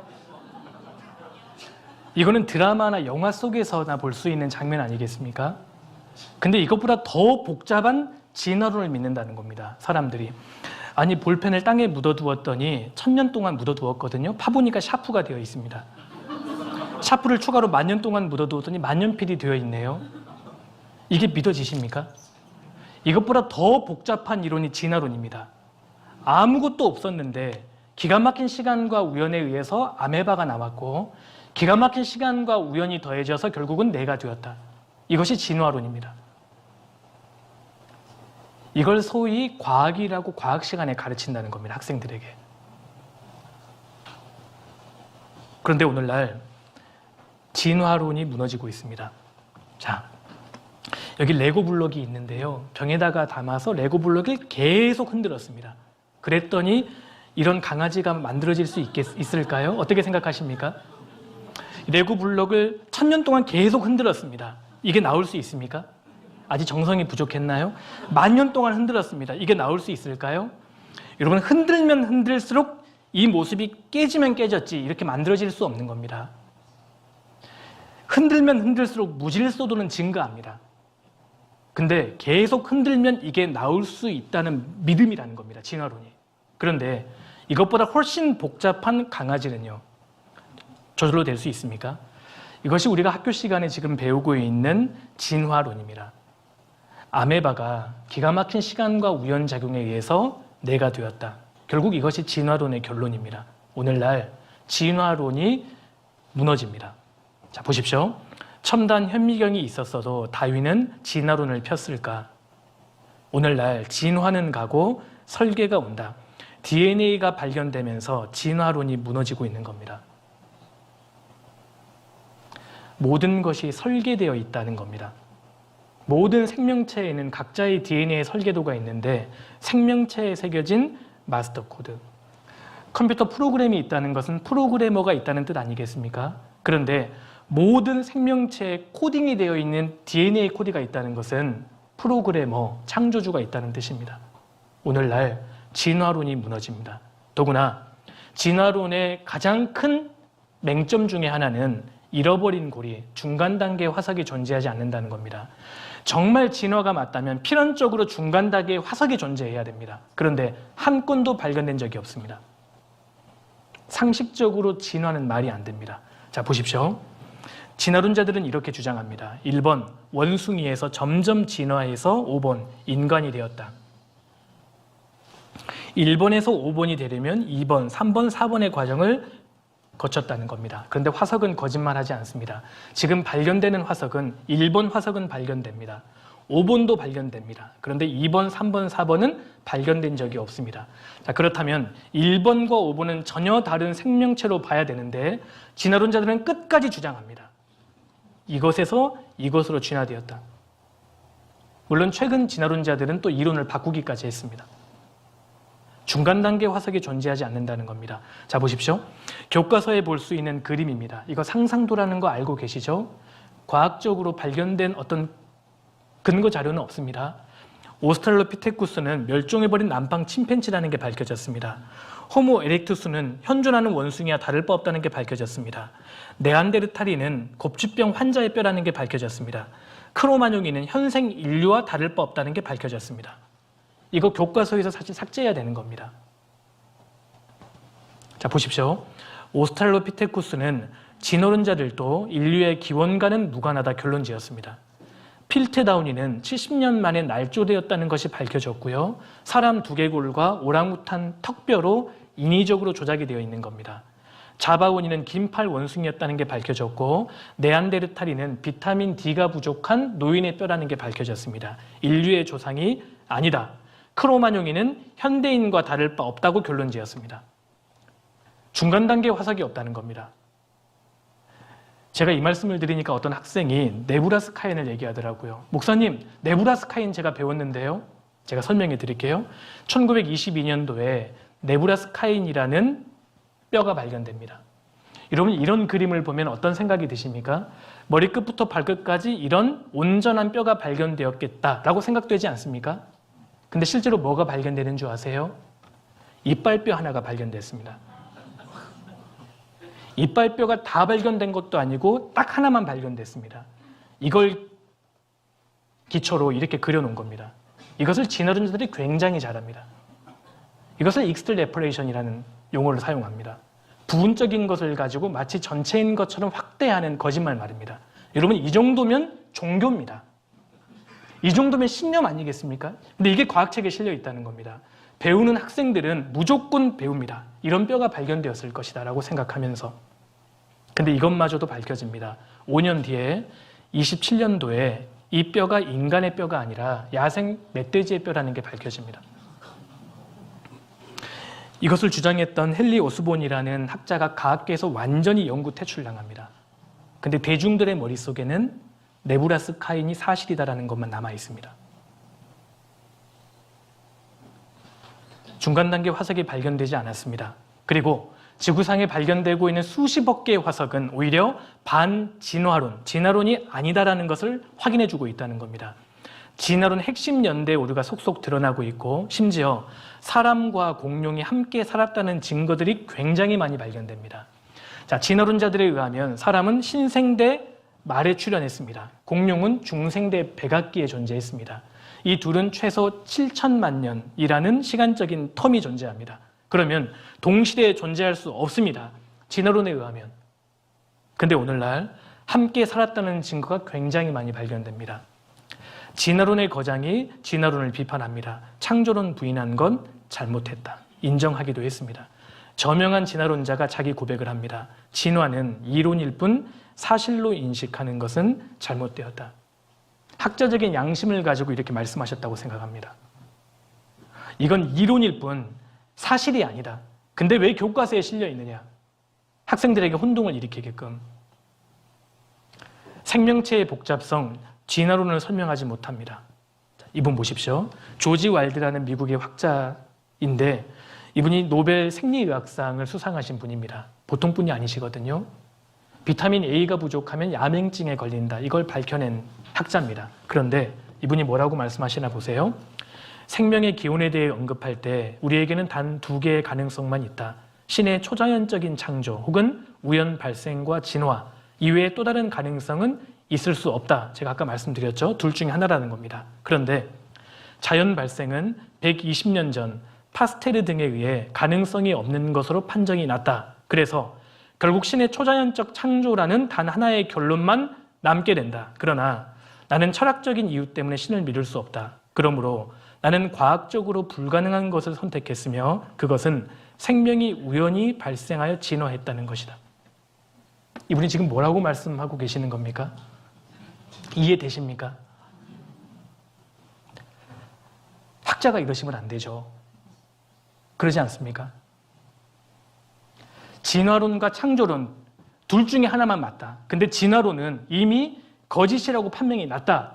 그러면 결국 하나님이 창조했다는 것만 남게 되는데 나는 하나님 믿고 싶지 않다. 지금 이 말하고 있는 거 아닙니까? 학자가 이러시면 안 되죠. 진화는 과학적으로 불가능한 것입니다. 그래서 미국의 일부 주에서는 진화론을 교과서에서 삭제하고 있습니다. 미국에서는 지금 진화론이 서서히 깨어지고 있다. 다행스러운 것은 우리나라 중고등학교 교과서에도 진화론 색채가 점점 지워지고 있다는 사실입니다. 요즘 학생들은 진화론 별로 안 배우더라고요. 다행이라고 생각합니다. 사실이 아니기 때문입니다. 진화론에는 진화가 없다. 이제는 버리자.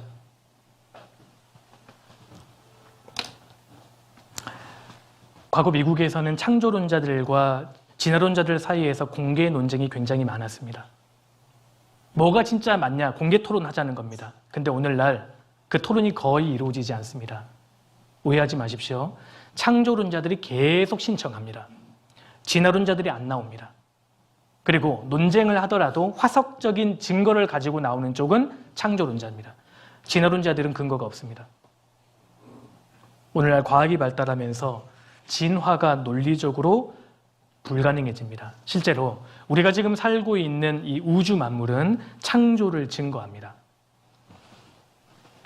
자, 제가 몇 구절 보여드리겠습니다.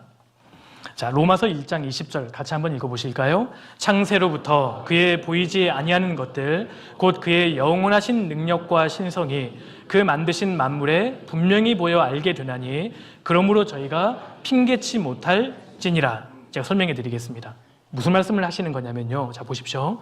하나님의 보이지 아니하는 것들, 하나님은 눈에 보이지 않습니다. 구체적으로 하나님의 영원하신 능력과 신성이 영어로 God 헤드인데 하나님의 지혜, 신적인 지혜를 말합니다. 그러니까 하나님의 능력과 지혜는 우리 눈에 보이지 않습니다.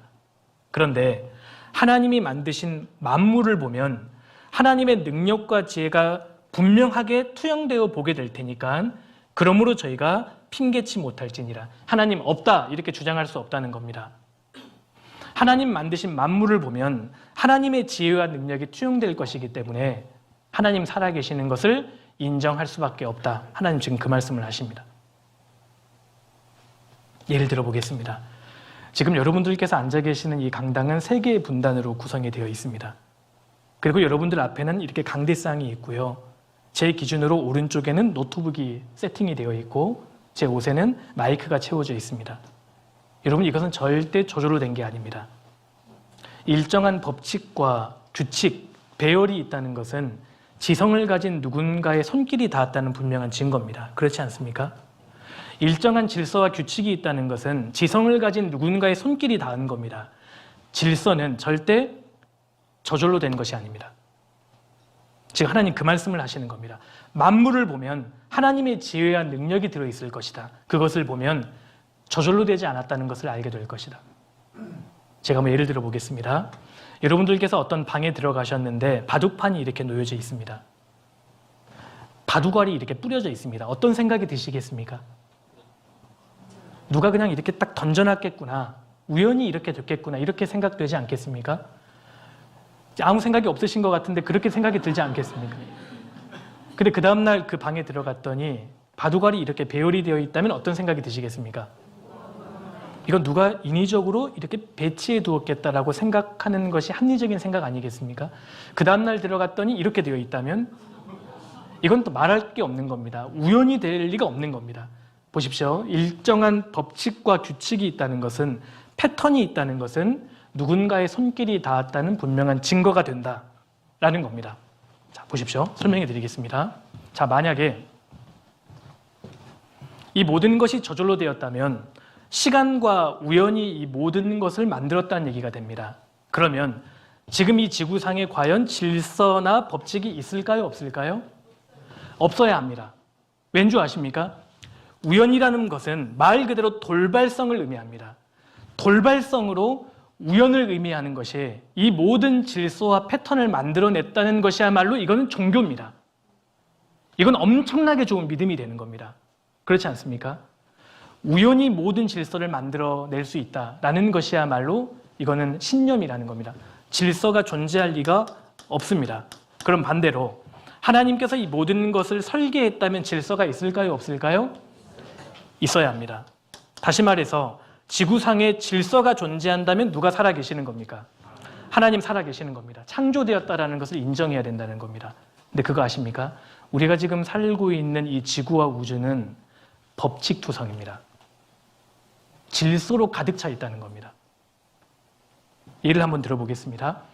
여러분, 참새나 제비와 같은 몸집이 작은 새가 알을 부화하고 새끼로 나올 때까지 평균 며칠 걸릴까요? 며칠 걸리는 줄 아십니까? 지금 막 십십십십십 다 이러시는데 제가 이래저래 궁금한 거 아니겠습니까? 지금 여러분, 참새나 제비가 알을 낳고 새끼로 부화될 때까지 평균 14일 걸립니다. 닭은 며칠 걸리는 줄 아십니까? 21일 걸립니다. 여러분, 오리는 며칠 걸리는 줄 아세요? 28일 걸립니다. 거위는요? 35일입니다. 타조가 며칠 걸리는 줄 아십니까? 42일입니다. 눈치채셨죠? 지금 다 7의 배수 아닙니까? 여러분, 고양이나 강아지가 임신을 해서 새끼 낳을 때까지 평균 임신 주기가 며칠인 줄 아십니까? 63일입니다. 7의 배수입니다. 인간, 여성의 생리 주기가 28일입니다. 7의 배수입니다. 임신 주기가 평균 10달, 280일입니다. 7의 배수입니다. 모든 생명체가 공통적으로 가지고 있는 7의 배수적 생체 리듬이 어떻게 설명됩니까? 제가 다시 한번 말씀드릴게요. 여러분, 일정한 법칙과 규칙이 있다는 것은 누군가의 손길이 닿았다는 증거라는 겁니다. 이건 우연이 된 게 아닙니다. 그리고 성경에서 7이라는 숫자는 하나님 숫자입니다. 생명의 원천은 하나님께 있다는 겁니다. 다 7을 가지고 있습니다. 학자들이 이것 때문에 지금 놀라는 겁니다. 지금 우리가 살고 있는 이 우주와 지구는 법칙투성이 숫자로 되어 있는 겁니다. 질서로 가득합니다. 우주의 설계도 거대한 질서인가 단순한 우연인가? 이게 어떻게 단순한 우연이겠습니까? 거대한 질서로 가득합니다. 제가 몇 가지만 소개해 드릴게요. 자, 포유류의 크기가 커지면 커질수록 수명도 일정한 비율로 증가합니다. 수명의 법칙이 있다는 걸 알고 계십니까? 그런데 심장 박동수와는 반대됩니다. 이 두 개의 직선을 곱하면 일정한 기울기가 나오는데 15억이라는 숫자입니다. 모든 포유류는 15억 심장 박동수를 공유합니다. 이건 불변입니다. 예를 들어서 코끼리는 몸집이 크지 않습니까? 심장이 느리게 뜁니다. 쥐는 몸집이 작습니다. 심장이 빨리 뜁니다. 근데 공통점은 이 두 짐승 모두 심장이 15억 뛰면 죽습니다. 평균. 모든 포유류가 15억 심장 박동수를 공유합니다. 법칙이 있다는 겁니다. 인간은 어떨까요? 사람은 아닙니다. 사람은 동물이 아니라니까요. 그 외에 크기와 관련된 법칙이 50가지가 넘습니다. 지금 학자들은 계속 법칙과 질서를 발견하고 있다는 겁니다. 이탈리아의 수학자 피보나치라는 사람입니다. 근데 이 수학자가 토끼를 연구하다가 놀라운 법칙을 발견해내는데요. 토끼 한 쌍이 매달 새끼를 낳는 과정을 관찰해 보았는데 그 결과 생기는 숫자가 일정한 법칙으로 나오더라는 겁니다. 이게 피보나치 수열입니다. 자, 보십시오. 1 더하기 1은 2, 1 더하기 2는 3, 2 더하기 3은 5. 이게 피보나치 수열입니다. 그런데 토끼뿐만 아니라 이 숫자들이 많은 자연물에서 계속 발견됩니다. 꽃잎의 개수도 연구해 보니까 꽃잎이 피보나치 수를 벗어나질 않습니다. 나무가 가지를 치는 개수 계산해 보니까 피보나치 수입니다. 파인애플과 솔방울에 그려져 있는 나선의 개수가 8과 13인데 피보나치 수입니다. 해바라기 씨의 배열을 따라 나선을 그려보면 34와 55개입니다. 피보나치 수입니다. 사과를 시간한 방향으로 잘라보면 5등분 됩니다. 피보나치 수입니다. 바나나 역시 마찬가지입니다. 3등분 됩니다. 식물계의 피보나치 수가 계속 발견됩니다. 더 놀라운 것은 피보나치 수를 비율로 만들어 보니까, 그러니까 뒤에 있는 수를 앞에 있는 수로 딱 나눠 보니까요, 1.618이라는 비율이 나왔습니다. 아마 디자인 전공하신 분들은 눈치채셨을 겁니다. 황금 비율입니다. 1대 1.618 황금 비율입니다. 우리가 지금 사용하고 있는 카드도 크기가 1대 1.618로 되어 있습니다. 이렇게 되어 있어야 편리합니다. 자, 토요타 자동차 로고도 황금 비율 1대 1.618로 되어 있고요. 벤츠도 1대 1.618, 나이키, 현대자동차, 애플 로고 1대 1.618 황금 비율로 되어 있습니다. 재미있는 것은 모나리자도 1대 1.618로 되어 있다는 겁니다. 그래서 사람들이 모나리자를 볼 때 묘한 매력에 빠지는 겁니다. 자, 보십시오. 이 그림 기억하십시오. 1:1.618 황금 비율입니다. 사람은 하나님이 창조하신 세계 속에 살고 있습니다. 왜요? 전 세계가 황금 비율로 되어 있습니다. 자, 식물, 고사리도 1:1.618 황금 비율로 되어 있고요.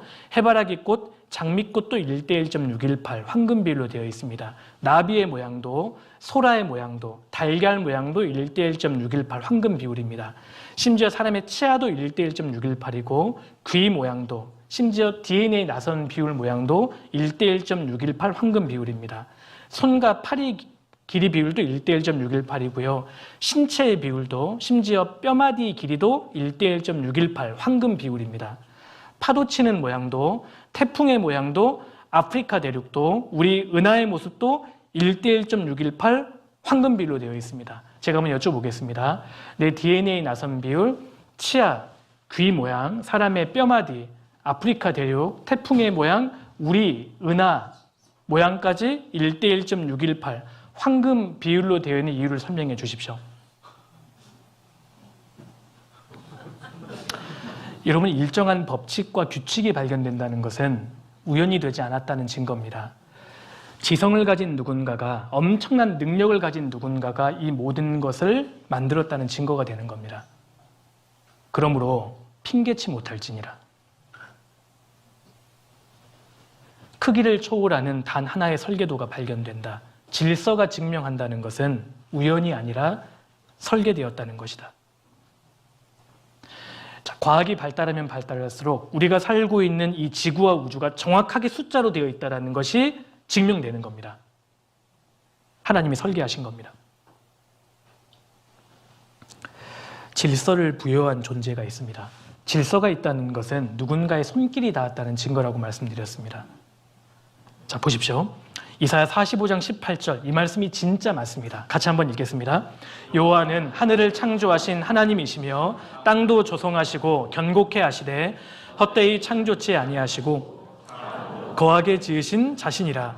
그 말씀에 나는 여호와라. 나 외에 다른 이가 없느니라. 자, 앞에 보십시오. 여호와는 하늘을 창조하신, 우주를 창조하신 하나님이시며 땅, 지구도 조성하시고 견고케 하시되 헛되이 창조치 않았다. 그 말은 아무런 목적 없이 만들지 않았다, 그 뜻입니다. 하나님께서는 특별한 목적을 가지고 지구와 우주를 창조하셨다. 어떤 목적이냐? 사람으로 거하게 지으신 자신이라. 사람을 위해서.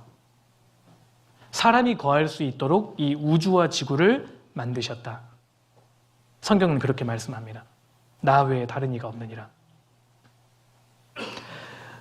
이 말씀이 정확하게 맞습니다. 과학이 발달하면서 이 말씀이 그대로 입증됩니다. 제가 몇 가지만 좀 소개해 드리겠습니다. 자, 지구의 자전 속도가 1670km의 속도입니다.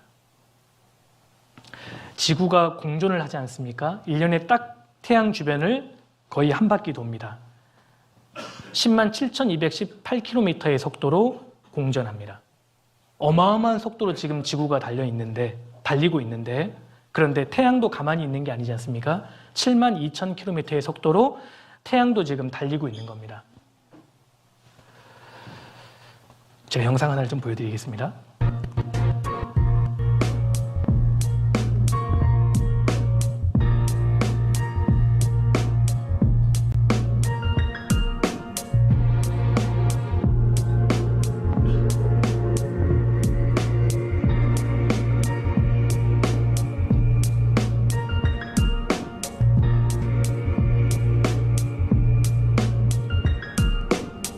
지금 우리가 여기에 지금 앉아 있는 건 아니겠습니까? 근데 혹시 지금 멀미하시는 분 계세요? 멀미하는 분이 없지 않습니까? 왜 멀미를 안 하시는 줄 아십니까? 너무나 일정한 속도로 달리고 있기 때문입니다. 조금이라도 느려지거나 조금이라도 빨라지면 우리가 속도감을 느낄 텐데 너무 이 속도가 균일하기 때문에 우리가 속도감을 느끼지 못한다는 겁니다. 이거 설계되어 있다고 봐야 되는 것 아니겠습니까? 제가 지금 억지 부리는 게 아니지 않습니까? 쥐나리였다고 주장하는 사람들이 억지 부리고 있는 거겠죠. 일정한 법칙과 규칙이 있다는 것은 누군가의 손길이 닿았다는 분명한 증거라는 겁니다. 이걸 보고도 이거 저절로 되었다 라고 주장하시는 분이 계시다면 양심이 얼어 계시는 겁니다. 죄송한 말씀이지만 그렇지 않습니까? 프로그램되어 있는 겁니다. 프로그램이 있다면 프로그래머가 있다는 뜻입니다. 자, 보십시오. 지구의 연평균 기온이 15도로 정확하게 유지됩니다. 근데 이게 보통 일이 아닙니다. 인간이 살기에 적합합니다. 뱀이 살기에는 너무 덥습니다. 북극곰이 살기에도 적합하지 않습니다. 인간이 살기에 적합한 온도라는 겁니다. 사람으로 구하게 지으신 자신이라. 그런데 15도로 연평균 기온이 유지되기 위해서는 지구가 태양으로부터 1억 5천만 킬로미터 떨어져 있어야 합니다. 이 거리보다 조금 가까워진다면 타버리고요. 생명체가 존재할 수 없습니다. 조금 멀어져도 얼어버립니다. 존재할 수 없습니다. 반드시 이 거리를 유지해야 합니다. 그런데 유독 지구만이 이 거리를 유지하면서 공전하고 있다는 겁니다. 그리고 지구의 크기도 참 신기합니다.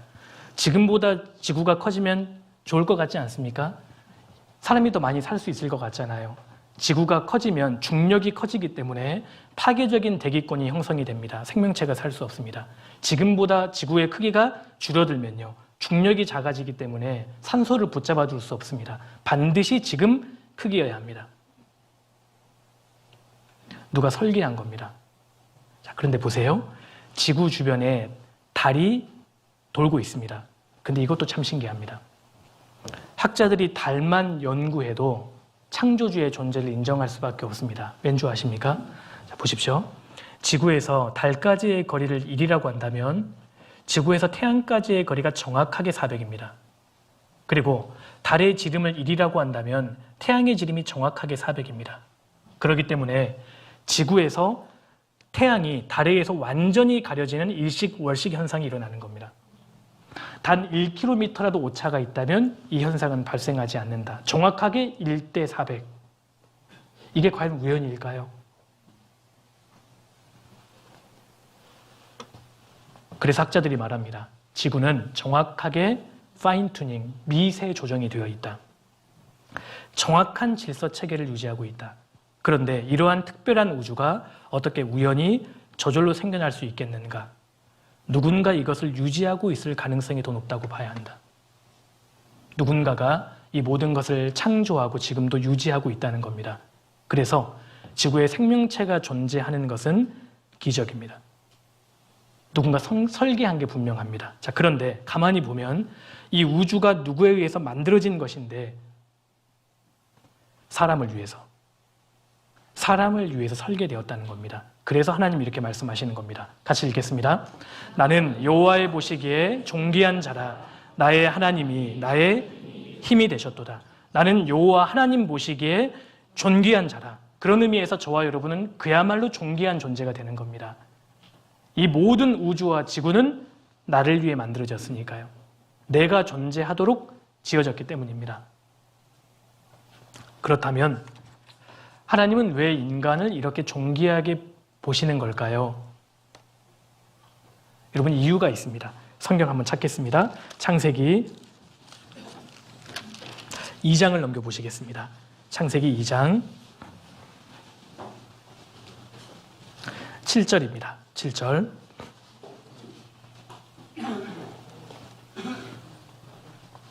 자, 같이 읽겠습니다.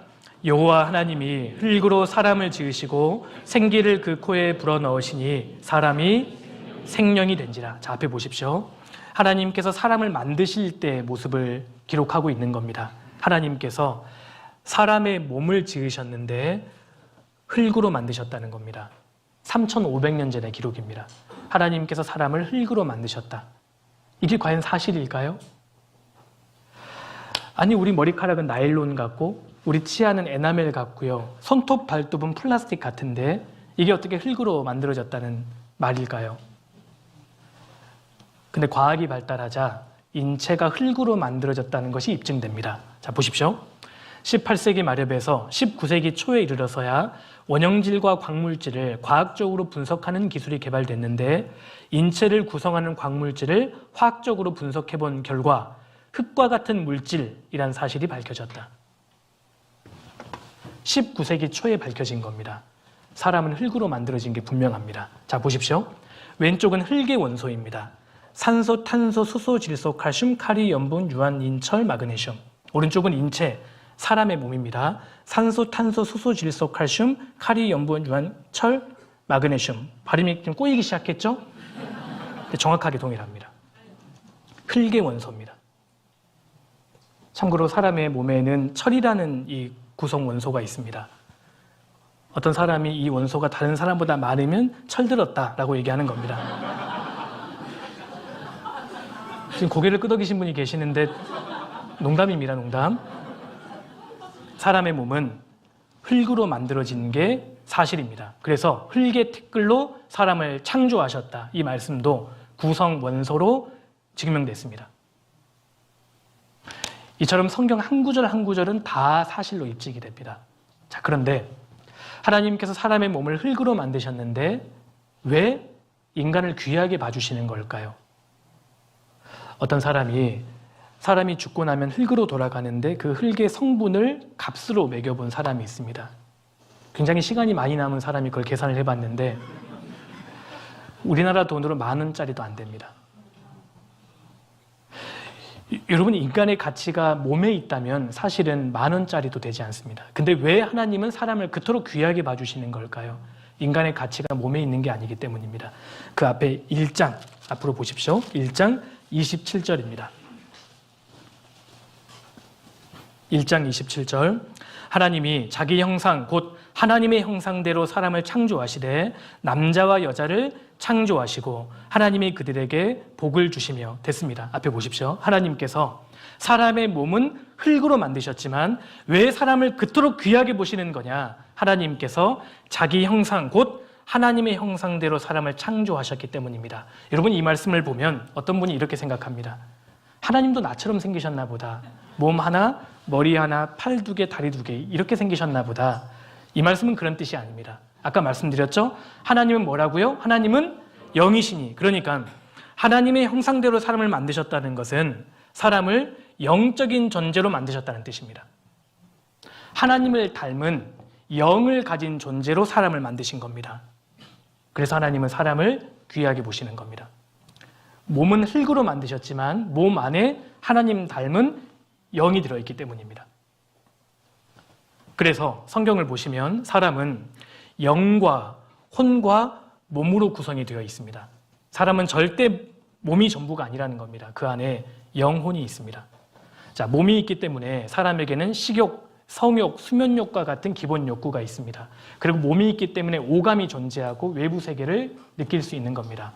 근데 사람은 몸만 전부가 아니라 그 안에 혼도 있습니다. 혼은 지정의의 역할을 합니다. 뭔가를 알고 감정을 느끼고 싶고 의지를 가지는 욕구는 혼의 욕구입니다. 그런데 사람은 혼만 있는 게 아닙니다. 영도 있습니다. 영은 신을 찾는 마음, 종교심도 있고 선을 지향하는 마음, 양심도 있습니다. 여러분, 짐승은 양심이 없지 않습니까? 사람만 가지고 있습니다. 모든 사람은 예외가 없습니다. 다 양심을 가지고 있습니다. 선을 지향하는 마음입니다. 그리고 영혼을 사모하는 마음, 영혼을 추구하는 마음이 있습니다. 하나님께서는 사람에게 영을 주신 겁니다. 영. 하나님을 닮은 존재로 사람을 만드셨다는 겁니다. 자, 그래서 욥기 4장에 보시면 하물며 흙집에 살며 티끌로 털을 삼고 하루살이에게라도 눌려 죽을 자이겠느냐. 사람은 흙집에 사는 존재라는 겁니다. 흙집. 여러분, 우리 몸이 지금 흙으로 되어 있는 집입니다. 진짜 나는 흙집에 살고 있는 영혼인 겁니다. 영. 그래서 이렇게 말씀하시죠. 만일 땅에 있는 우리의 장막집이 무너지면 하나님께서 지으신 집, 곧 손으로 지은 것이 아니요 하늘에 있는 영원한 집이 우리에게 있는 줄을 아나니. 제가 설명해 드리겠습니다. 자, 보십시오.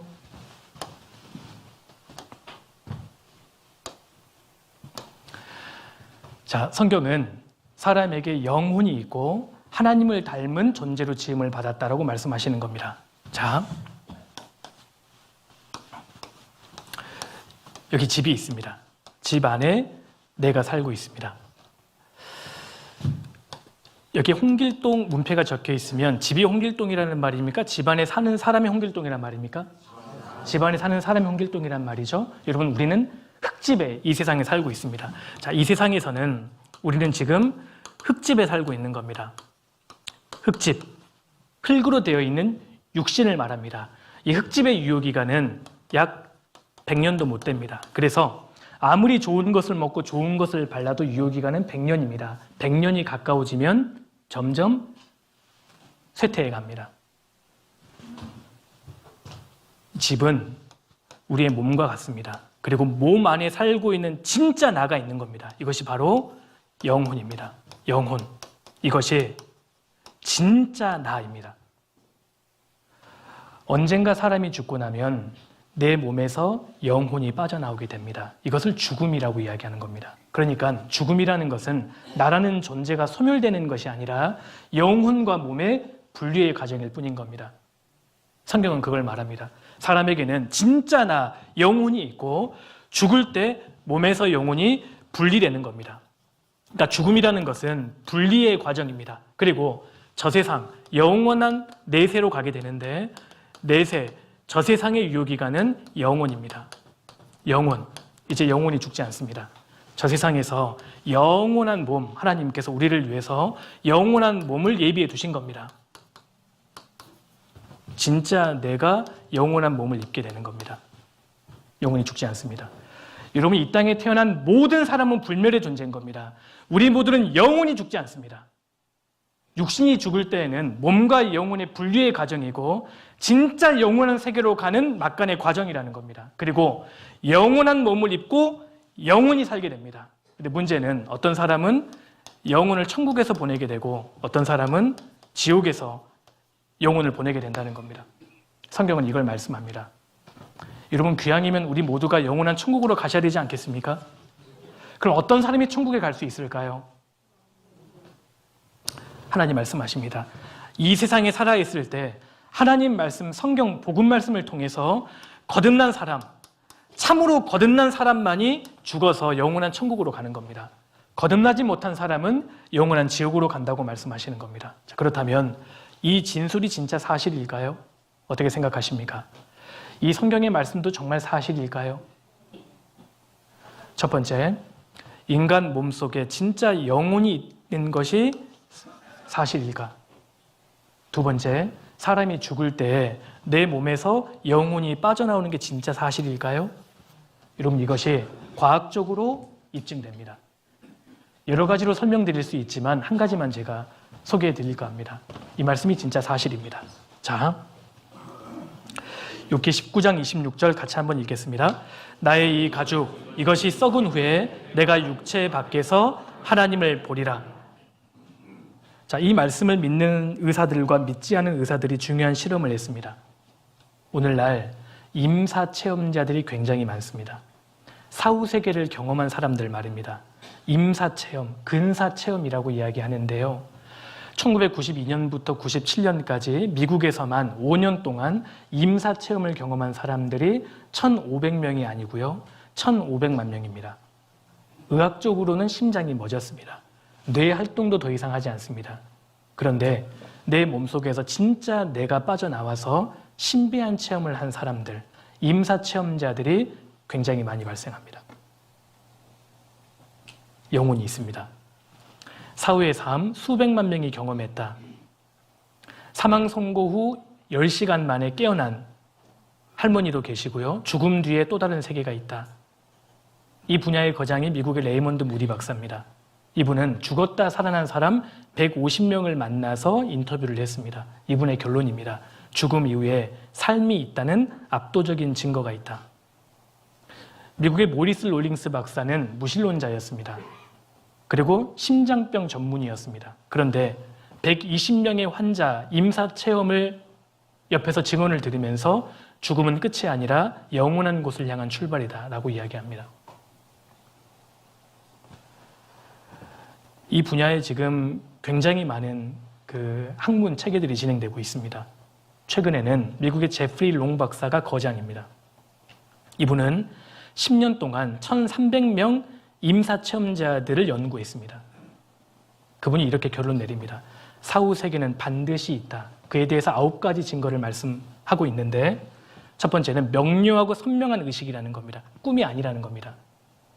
너무 실제의 사건이었다. 그리고 고양된 감각들, 선천적인 장애인들이 사물을 인지했다는 것이고요. 완벽하게 자기의 삶을 회고하더라. 그리고 이게 중요합니다. 어린아이들도 경험했다는 겁니다. 죽음과 종교에 대한 개념을 갖지 못한 어린아이들도 동일하게 증언합니다. 그리고 전 세계적인 일관성, 종교와 지역, 문화적 차이와 상관없이 공통적으로 증언합니다. 이 박사가 이렇게 말씀합니다. 사후세계 반드시 있다.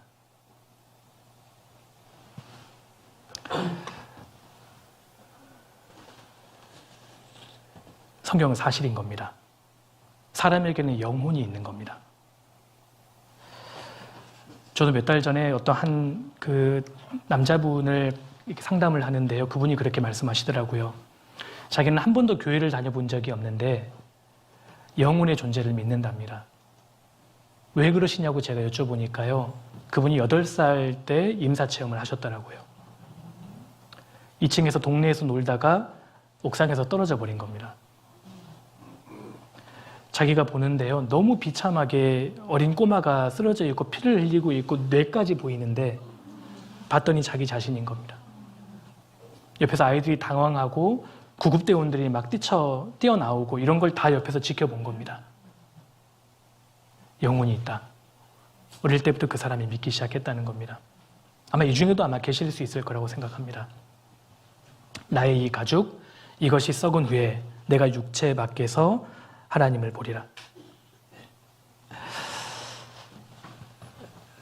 자, 사이먼 그린리프라는 미국의 법학자가 있습니다. 이분이 이런 말씀을 한 적이 있습니다. 성경이 사실이라면 믿겠다는 정직한 마음이 있다면 성경을 믿지 않을 수 없다. 한번 알아보겠다는 정직한 마음을 가진 사람은 성경을 믿지 않을 수 없습니다. 이분 말이 맞습니다. 잠언 18장 13절 같이 한번 읽어보실까요? 사연을 듣기 전에 대답하는 자는 미련하여 욕을 당하느니라. 사연을 듣기 전에 대답하는 자는 미련하여 욕을 당한다고 말씀하셨습니다. 오늘 이런 집회에 오신 분들 중에는 옆 사람의 간곡한 부탁 때문에 어쩔 수 없이 오신 분도 계실 거고요. 오늘 하루만 들어줄게. 이렇게 약속하고 오신 분도 아마 계실 거라고 생각합니다. 한 주간 끝까지 들어보고 판단해 주십시오. 이번 성경 강의는 오늘로만 끝나는 것이 아니고요. 한 주간 진행이 됩니다. 사연을 다 듣기 전에 대답하는 사람은 하나님께서 미련하다고 말씀하셨습니다. 끝까지 들어봐 주십시오. 교회 다니자고 이런 집회를 하고 있는 게 아닙니다. 욥기 34장 4절 우리가 스스로 옳은 것은 택하고 무엇이 선한가 우리끼리 알아보자. 정말 한번 알아봅시다. 요즘 교회, 기독교에 대한 인식이 너무 좋지 않다는 것 잘 알고 있습니다. 근데 이번 한 주간의 집회는 여러분들을 기독교인으로 만들고자 함이 절대 아닙니다. 함께 이 교회 다닙시다. 이런 목적은 더더욱 아닙니다. 내 인생의 가장 중요한 문제를 한번 고민해 보자는 겁니다. 인생의 중요한 문제 말입니다. 마지막으로 요즘에 MZ세대들이 사용하는 약자라고 하던데요. 이게 무슨 약자일 거라고 생각하십니까? 그만 놀아보자라고 누가 하셨던 것 같은데 너무 당황스러운데 놀아보자 아닙니다. 내일 보자의 약자랍니다. 네. 반말해서 죄송합니다. 네. 내일도 뵙겠습니다. 같이 기도하겠습니다. 살아계신 하나님 감사합니다. 이번 한 주간 하나님 말씀인 성경을 배울 수 있는 마음과 여건을 주심을 감사합니다. 한 분도 헛되이 왔다가 그냥 돌아가는 분이 없도록 도와주시고 하나님의 이 말씀을 정말 좋은 마음으로 끝까지 잘 들으실 수 있도록 도와주옵소서. 늦은 시간 댁으로 돌아가는 발걸음도 안전하게 지켜주시고 저희를 언제나 사랑하시는 예수님 이름으로 기도드렸습니다. 아멘. 내일 뵙겠습니다.